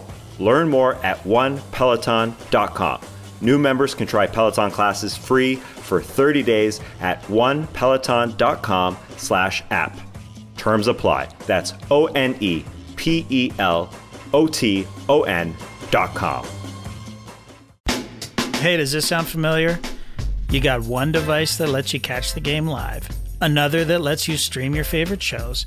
You're watching sports highlights on your phone, and you've got your neighbor's best friend's login for the good stuff. Well, I want to tell you about a simple way to get all that entertainment you love without the hassle, and a great way to finally get your TV together. It's called DirecTV Stream, and brings your live TV and on-demand favorites together like never before, so you can watch your favorite sports, movies, and shows all in one place. That means no more juggling remotes and no need to buy another device ever again. And the best part? There's no annual contract. So get rid of the clutter and the confusion and get your TV together with DirecTV Stream. You can learn more at directtv.com. That's directtv.com. Compatible device required. Content varies by package. Okay, so the team returns to LA, where Dom plans to single-handedly fight Shaw alone, while Letty, Brian, Tej, and Roman resolve to protect Ramsey from Jakande. Later on, Brian promises Mia that he will fully dedicate himself to their family after he defeats Deckard and Jakande. So, yeah, now the crew is hatching another plan, although this one's pretty quick. They're just like overlooking, I think, the city when they're like, okay, well, how are we going to come up with this? And they're basically going to do what you said to do all along, JD. Like, let's just use Ramsey in this case as bait. I mean, really, you're still using Dom. I mean, Deckard wants you dead. He is seeking you out. He will find you. Yes, he will find you. And we get the Brian calling Mia, scene here. And, if you don't hear from me in 24 hours, he says, things have gone bad. But Mia tells Brian they're having a baby girl. And yeah, we got a sandwich reference. I can't believe they're doing this. It's Tuna talk. Like, I am starting to realize why people love this franchise so much. Like, yeah, the stunts are cool, and, Rock shows up, and Jason Statham shows up. I mean, those are badasses. That's cool. But it really feels like this, like, all these things we talked about in the first couple of movies, are, like, that people thought were funny or whatever, they're bringing them back because the fans love them. Like, if Trey, you were there in that theater, people must have, like, erupted or laughed at the very least, like, or oh my god, like hitting your friend next to you, like, tuna sandwich. He didn't say tuna, but he said the sandwich. Right? That's amazing. It was such a bad sandwich. I know, I ate a lot of them. I mean, there is so much fan service, specifically in this one, I think, but I don't know.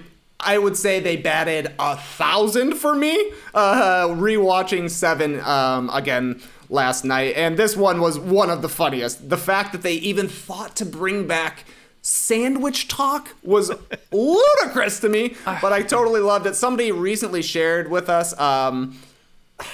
something about like what's Dom Toretto's first line in the entire Fast and Furious franchise, and his first line is, Dom says to Mia, "What'd you put in that sandwich?"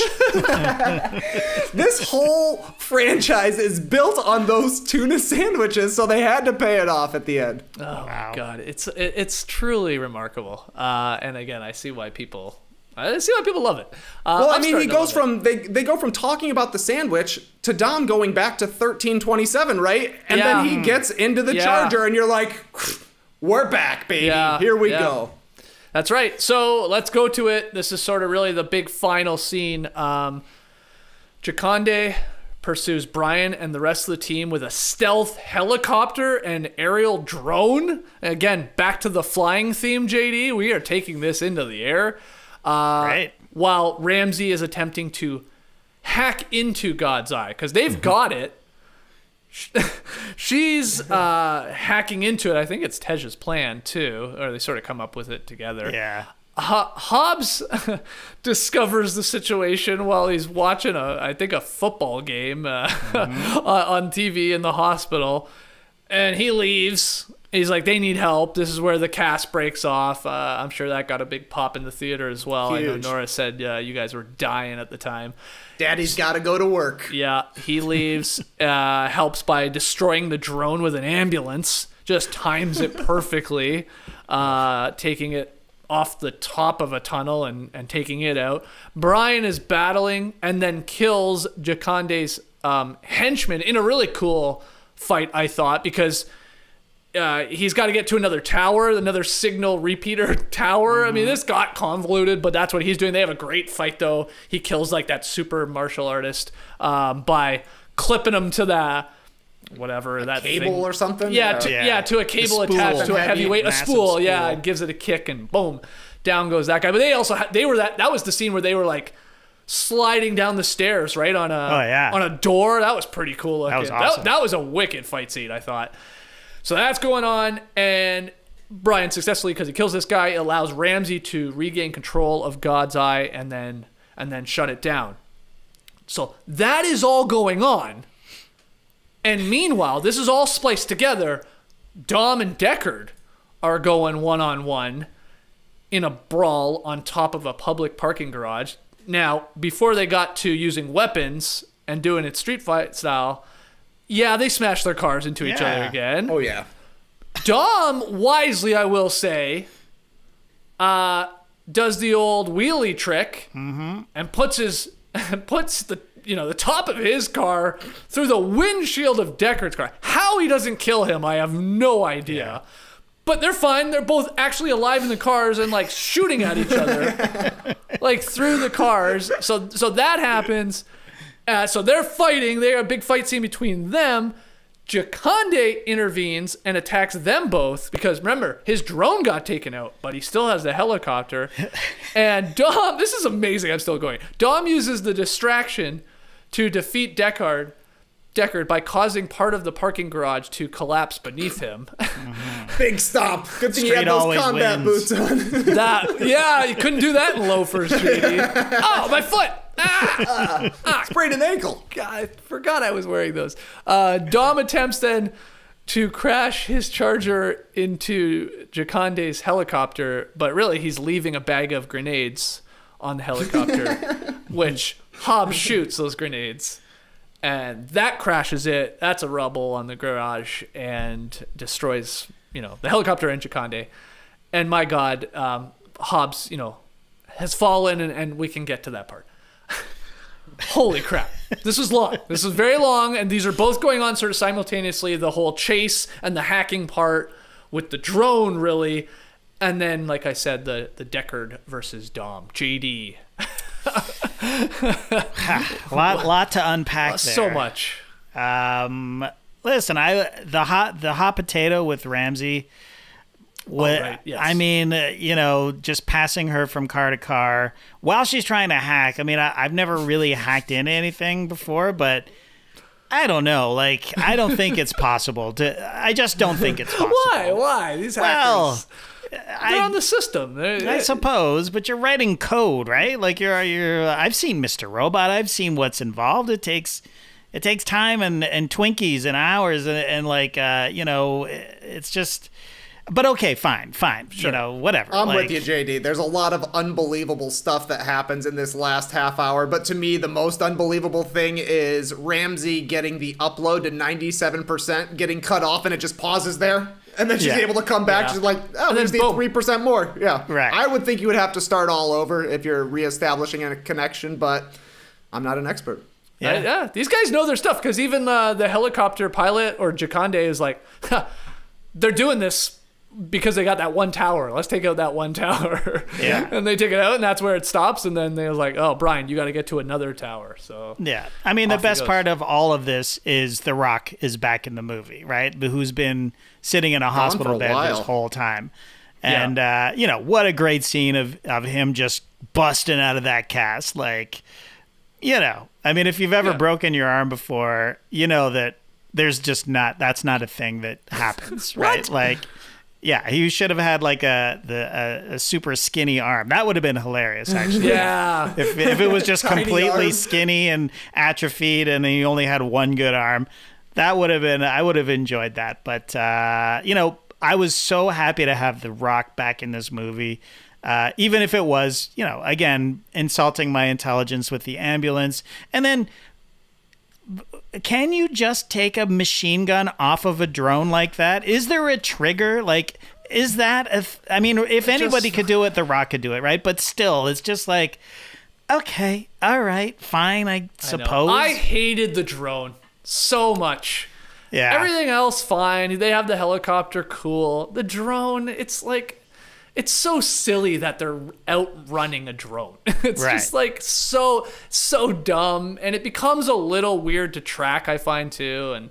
And then how he takes it out, just perfectly jamming an ambulance off the whatever the top of the could have done without the drone, but I liked most of the other stuff. But take that out, and I'm a little more into it. But they obviously needed like one weapon for that team, and then another weapon that was then going to go after Dom and Deckard, I guess, at the end there, Trey. Yeah, and I think that you can tell that the production even feels like it's a little underwhelming, the drone, because they try and call it a spaceship, and they're like, that's not a spaceship.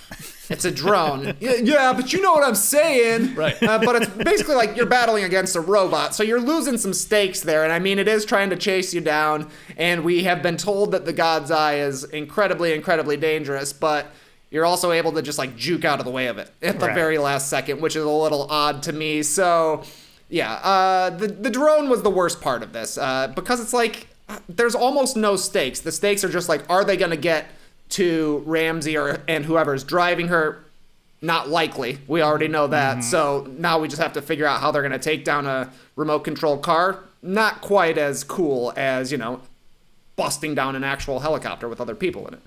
Yeah, and I'm going to add a second part that I didn't like. I hated the drone, but... the ending where Dom drives his car up and attaches this bag of grenades, steering it midair towards.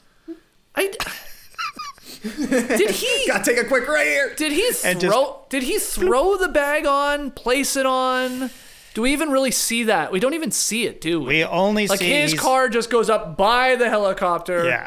Like, we see him grab the grenades. We see him grab them, and then it cuts away. We're on the outside, and then it just sort of passes by, and oops, there are the grenades. So I guess the conceit is either he tossed it, maybe trying to get it into the chopper, but it just landed on the side. And then Eagle Eye Rock. Yeah. Oh. That was the crazy part to me. I was like, oh my God, we couldn't even just like have Dom blow up the helicopter by somehow attaching this bag from his car that is airborne.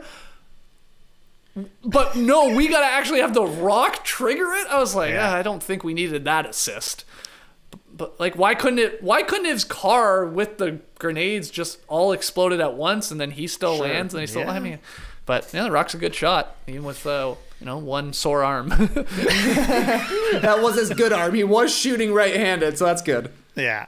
Wild, man, wild. Okay, so Brian and Hobbs, they help Letty bring out Dom's unconscious body. This is where Dom looks like he takes like his first L. Like, nobody's thinking he's dead, but he's down bad. Well, Brian thought he was dead. Brian thought he was dead. Is giving him CPR. Yeah. Presumably, he doesn't have a pulse.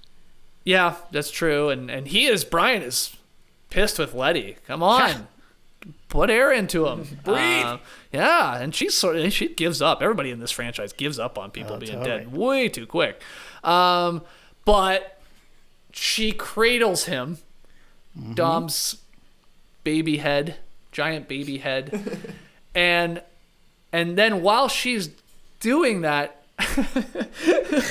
She fully regains her memories by remembering the wedding. I think I have that correct. Well, she says that everything is flooded back, but she doesn't say when that happened, right? Like it could have happened before, or right? Does she say? I mean, she said, "I remember now," basically. And remember our vows that we said. And, yes, okay. And that kind of thing. And so Dom has been faking it the entire time here. That's what I thought. He's like winking, like he's pretending to be dead. He's like, oh, she's gonna remember. I think this is gonna work. Yeah. I think this will do it. Holding his breath the whole time, just waiting. Say it. Say we were married. Remember us in the white pants and the white tank top. Come on. Oh my God. One of the biggest laughs of the movie, though, for me, is when he finally wakes up. It's about time. Oh, He just came back from a coma. The guy was pronounced dead by Brian 1 second ago, but he's back for a one-liner. I love it. I thought that was hilarious. I don't know. When did when did Letty remember? Who knows? Like, why? See, why this was is why it in I that think moment? Dom was faking. I think Dom is faking his death right here to put her over the edge, to put her over the top. In the recollection, the triggering of memories of the wedding specifically, and the love and the past, and that as soon as she does, he's like, Gotcha. I'm good. Wow. That's what I think. That is quite the theory, and maybe you're onto something there. Yeah, I thought it was she was just trying to keep things consistent. Look, he's dead. All right, guys? He's dead. Stop trying to save him, because we don't do that in this franchise, except they did do it this one time when Mr. Nobody gets shot. Oh, Vin Diesel suddenly he's learned about direct pressure. He's actually putting his hands on Mr. Nobody, a guy he just met who won't even tell him his real name and is probably going to double cross him at some point. Oh, he wants to save that guy. But Vince, no direct pressure for Vince. No, Jesse, sorry, gotta go. Vince, not a chance. Giselle, we're not even checking. We're not even going to check. He's still out there. Definitely dead. Like, that's 18 miles long, this runway. She's at least halfway back. I don't have the gas. Should we get shot? Yeah, he's not that far back. He fell off just a couple miles ago. Well, that's my theory, that he was faking it there. I love it. Like, it's like, that final push to get Letty back to remembering the past, because right away he's awake and saying the line that TK said, and so it truly is amazing. So was that part of y'all's wedding vows as well? It was in mine. If you die, I die. Yeah. You may kiss the bride. And then I took my necklace and placed it over Laura's head. So bonded forever. And so then they jumped in the car, and she had her feet all over him while they were driving, and they went kayaking, right? Yeah, it must have been. It must have been. Yeah. Well, at least we found out the significance of the necklace, which we hadn't really known up until now. So, well, okay, we knew the significance was he gave it Love. to her. Yeah, but we didn't know it was in lieu of a ring, right? A ring, it has that much. It has a little more weight to it now that it's this thing that's been passed around, sort of thing. Yeah, that's a good point. I said this already. The whole marriage angle, so happy. Yeah. Especially after ranting on the last one about it. I was dumbfounded that we were being told they weren't married. I'm like, oh, in my notes. Okay, good, thank you. Have closed the book on that question. To then later in this movie, we're actually seeing them married. It's such a slow burn on that secret, and what a soap opera twist, right? Like, The Fast and the Furious sounds like a soap opera. It's like The Young and the Restless, or whatever, Good Another point. World. It's just that part of it I do enjoy. Okay. Deckard is taken into custody by Hobbs, locked away in a secret high-security CIA prison. Don't you worry.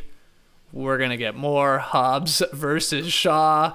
Doesn't Shaw basically say, like, you think this is going to hold me? Mm-hmm. Like, you think this is enough? And then I think Hobbs says, like, well, If it isn't, I'll be there to kick your ass or whatever the hell The Rock 38 says. feet of concrete and steel. You make it through that, I'll be waiting on the other side with the body bag. To layeth the smackdown!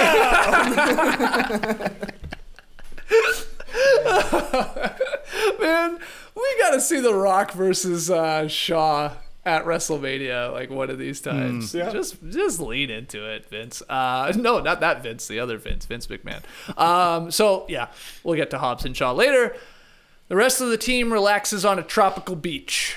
Brian and Mia play with their son Jack while Dom, Letty, Roman, Tej, and Ramsey look on. Yeah, Ramsey is, I guess, part of this squad now, acknowledging how happy Brian is. Yeah, he's retired. He's with his family. Dom drives away. Brian catches up. And as Dom recalls his memories with Brian, we get the montage here of actually Paul Walker, of course, playing Brian O'Connor throughout these movies, throughout the franchise. The two bid each other farewell, and they drive off in separate directions, which I didn't check, but JD, that's the opening scene from The Shining, is it not? I think you're right, actually. I think it might be the exact road. Wow. So does that mean Fast and the Furious is in The Shining now somehow? Anyway, Easy. yeah. So we sort of talked about this at the beginning of this podcast, which was almost 2 hours ago. But this ending scene, Trey, anything to add to how they did it? We all seem to be fans of it at the beginning of this podcast. I can't imagine your opinion has changed here. Nah, I had actual goosebumps on my leg. I looked down, I was like, oh, I got chills, and I had seen it before, and obviously we all know the story of what's happened off screen, and I don't know, it's like a combination of, wow, they did a great job of wrapping up this storyline for Brian. This is the perfect send-off. Like, literally you get to go and be with your family. You've told us for 7 movies, family is the most important thing. We're actually seeing somebody retire, and also a sick feeling at the same time, right? Because you're like, that did not happen in real life. Right. But the Wiz Khalifa kicks in, and it's the perfect song. They went back and asked him to re-record it, or to record it for this, and I don't know, it hits. It definitely does. I thought it was such an emotional moment and such a change for the franchise to end something on an emotional moment, because usually it's like, here's the end of the heist, here's the end of the crazy stunts we pulled, here's how we ended up getting away, and this is actually something that's, tugging at the heartstrings, which we haven't seen yet thus far. I do have one question, JD. Was Dom dreaming of Brian pulling up in the car beside him? Because I found that weird if that was real, quote unquote real. This is a movie. Right. Because he's with his family, he's there, they're at the beach. Jack and Mia are not with him in the vehicle when he pulls up. So I was wondering, was that because that's right along with the montage of the previous 6 films up to this point of Paul Walker in it. I don't know. I think possible. It was very ethereal, very dreamlike. I don't know if they were, it's possible, and probably even more fitting, I suppose, because he does leave. Why would Brian leave the beach, I guess? But who cares at that point? It's we're now it's a tribute to Paul Walker, and as I said before, I thought it was very tasteful and very well done. It was the best they could have done, I think, under the circumstances. So that is the movie. That is Furious 7. It was for Paul. It says right after it there are no, mid-credit scenes or end-credit scenes. With this one, we leave it there. The Fast. My God. The Fast part of this. Favorite scene, favorite car, favorite quote. JD, you go first. Yeah, I mean, I've gone over my favorite stuff. I think I loved the first fight between The Rock and Deckard Shaw there. They definitely have chemistry when they're fighting, and I can't wait to see them in Hobbs and Shaw. You mean at WrestleMania? I would go see that. Yeah. I would see that. Okay. And Trey mentioned you guys were talking about how The Rock is just becoming The Rock, and that's good. That's great. Yeah. I love that. But The Rock is great. He's super charismatic, and I'm looking forward. I'm hoping The Rock is in future. Well, he's obviously in Hobbs and Shaw, but I don't know if he's in the next one. Yeah, other favorite scenes, the car, the whole set piece of the cars parachuting and that whole stuff that we talked about. It was great, and the practical effects and the stunts I enjoyed. And that's as far as I can. I like the tribute at the end. Again, I thought it was fitting. But I didn't like this movie, if I'm being honest. Okay. We know you don't have a favorite quote because you didn't like most of the lines that were written in this. But Trey, scene, car, quote. This is the fast portion. What do you got? Well, I do think the three big scenes are all bangers. Dropping the cars out of the plane, awesome. You're adding in the driving down the mountain, Brian running up the bus. I love the skyscraper jumping. That's a Mount Rushmore stunt for me. They nailed the ending with Brian. Things I also like, Tej getting to do more stuff. Like, he's just been kind of, like stuck in a building for the majority of this franchise, and we were almost led to believe this guy will not drive anymore, and suddenly he's leading the caravan. I thought that was great. His little fight scene is pretty funny. And I do love the scene when Dom meets Hobbs's daughter in the hospital. I think that's great. And she says to Dom, "My dad says he kicked your ass once." And Dom responds, "Your dad's on heavy pain meds. I can understand if his memory is a little hazy." Dom doesn't even lose an imaginary fight in this. But yeah, I thought that was great. A little way to humanize Hobbs and get some good jokes in between those two. So those were big time scenes for me. And then I honestly love how self-referential this is. They bring back Race Wars and Hector. Letty, undefeated on screen. We've got a Tokyo Drift extended scene. We've got so many cross necklaces. We've got Corona versus Belgian Ale. A running joke in this movie. At one point, Roman runs down his list of feats and even mentions, "We shot one of the largest airplanes ever out of the sky." There's a moment when Brian looks at the camera and says, "Just when you didn't think it could get any better, huh?" I thought that was funny. At one point, Brian is being chased by a drone, and he says, "I'm going old school." He goes underneath a semi. We hadn't seen it for a while. Good. Dom and Shaw, they're racing in a parking garage. That's basically Tokyo Drift. Even the way that they switch out Ramsey at one point, they switch her out in cars underneath a bridge. I'm like, that's how you did it in Fast Five. That's how you switched the safe. Everything that we have seen in the first 6 movies, it feels like they found a way to touch on it. And considering that this is an end of an era for Fast and Furious, I'm like, the more the merrier at that point for me. Put in all these meta references because we've put in the work to be able to watch this. Yeah, we watched Los Bandoleros. So when you're referring to something that happened in a 20-minute short that you probably shouldn't have put your eyes on, it makes me feel good that I actually did. That's a great point. Do you have a favorite quote from the entire movie? Well, my favorite quote from the entire movie, the number one line for me is, "This time, it ain't just about being fast." People forget about the Furious. Yeah, that's good. I like when Dom, when they're trying to break out they're trying to get the chip out of the expensive car in the penthouse, says, "Nothing sadder than locking a beast in a cage." And then of course they unleash it. And he takes it flying. Time to unleash the beast. Oh man, that's incredible. A lot of the scenes you guys said are some of my favorites as well. Okay, so the Furious. JD, you got to pick one. Dumbest scene or something else you really did hate about this movie. Yeah, I've already gone over it, but the dumbest scene to me is the building. Everything that happens in that building is just, other than the car going from building to building, it's just you could have been a little bit creative. Like, why not have the car in the garage, but then they somehow end up in the elevator and they're trapped, and then they have to jump. You know what I mean? Like, simple stuff that they could have just addressed, but they just didn't bother. It's just, I just felt like the whole thing was just so, I don't know. I mean, I know that they had to rewrite stuff, but I feel like there wasn't much of a script there to begin with, really. You know what I mean? Like, it's just, but yeah, that scene, I was just, I couldn't stand. But JD, I mean, we've learned, they basically work backwards with these huge stunts. They're like,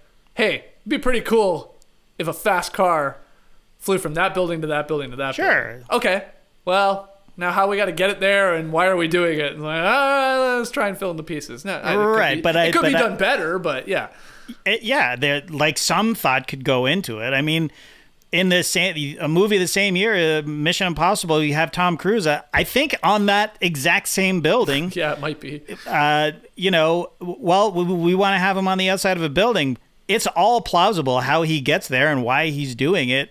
Why can't the Fast and Furious franchise put that much effort? I wish they put as much effort into creating the stunts, into the setup to the stunts. Yeah, you know what I mean? Like, it would make it more they've enjoyable. learned that it doesn't matter. Exactly. I mean, I am Homer Simpson at Moe's saying, "You lost yourself a customer."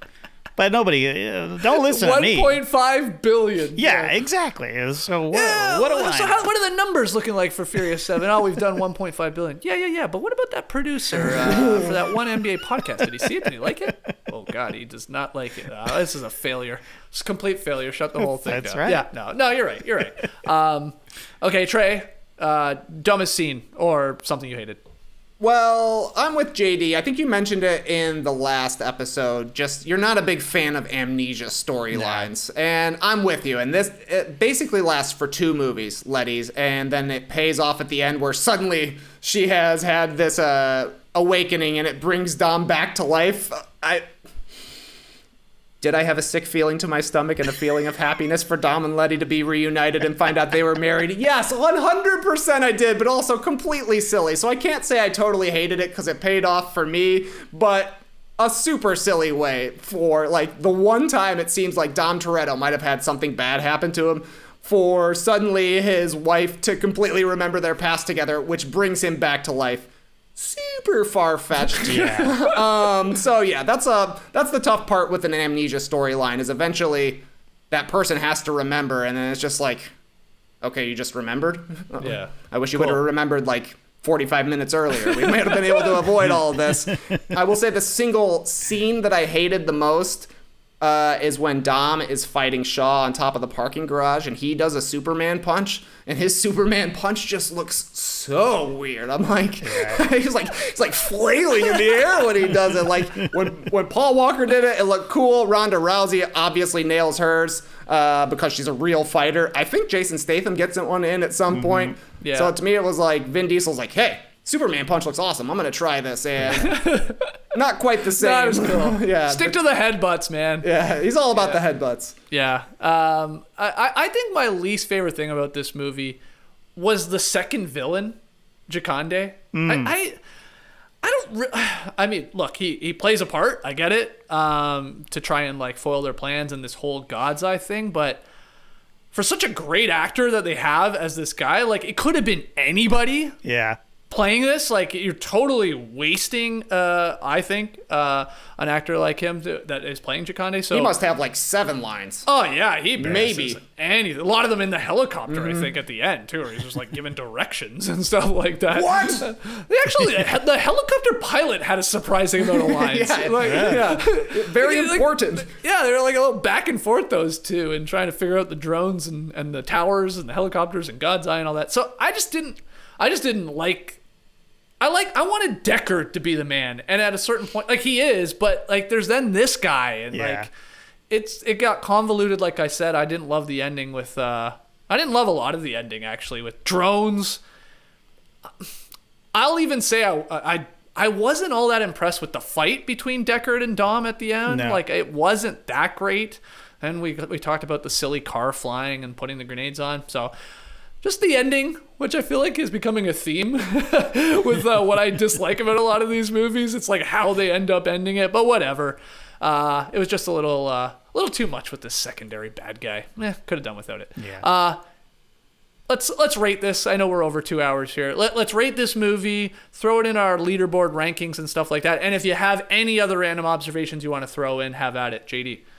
Yeah, I'm giving this a 5.5. Basically, for the tribute to Paul Walker, I enjoyed. I did as a fan. I'm going to call myself a fan of this franchise. Wow. Because why not? We're watching all of them. I'm in. I enjoyed all the fan service that I got. I enjoyed Kurt Russell being introduced. I wish they had actually given him a name instead of a placeholder, but that's fine. I like his smarmy charm. I didn't like that The Rock wasn't in it, and I didn't like, I felt like a toddler. But was too old to be spoon-fed. You know what I mean? Like the last movie, I was really enjoying being spoon-fed. I bought into the here comes the train, boom. And now I'm just like, can you fuck off with the train already? Like, I know it's pablum, and I don't like it. I don't like what you're serving me because it's preposterous. And I know that this is a preposterous franchise, but you can still inject some logic into certain things. I mean, you're insulting me. I'd feel insulted. So I'm mad at my boyfriend. So 5.5. So my leaderboard is number 1 is Fast 6. Number 2 is Tokyo Drift. Fast 5 next. Fast 7. So it's right in the middle. Yep. Above Fast 1. And then Fast 4. And then Too Fast, Too Furious will live at the bottom forever. Okay, so you got this basically right in the middle. Right smack dab in the middle, yeah. Okay.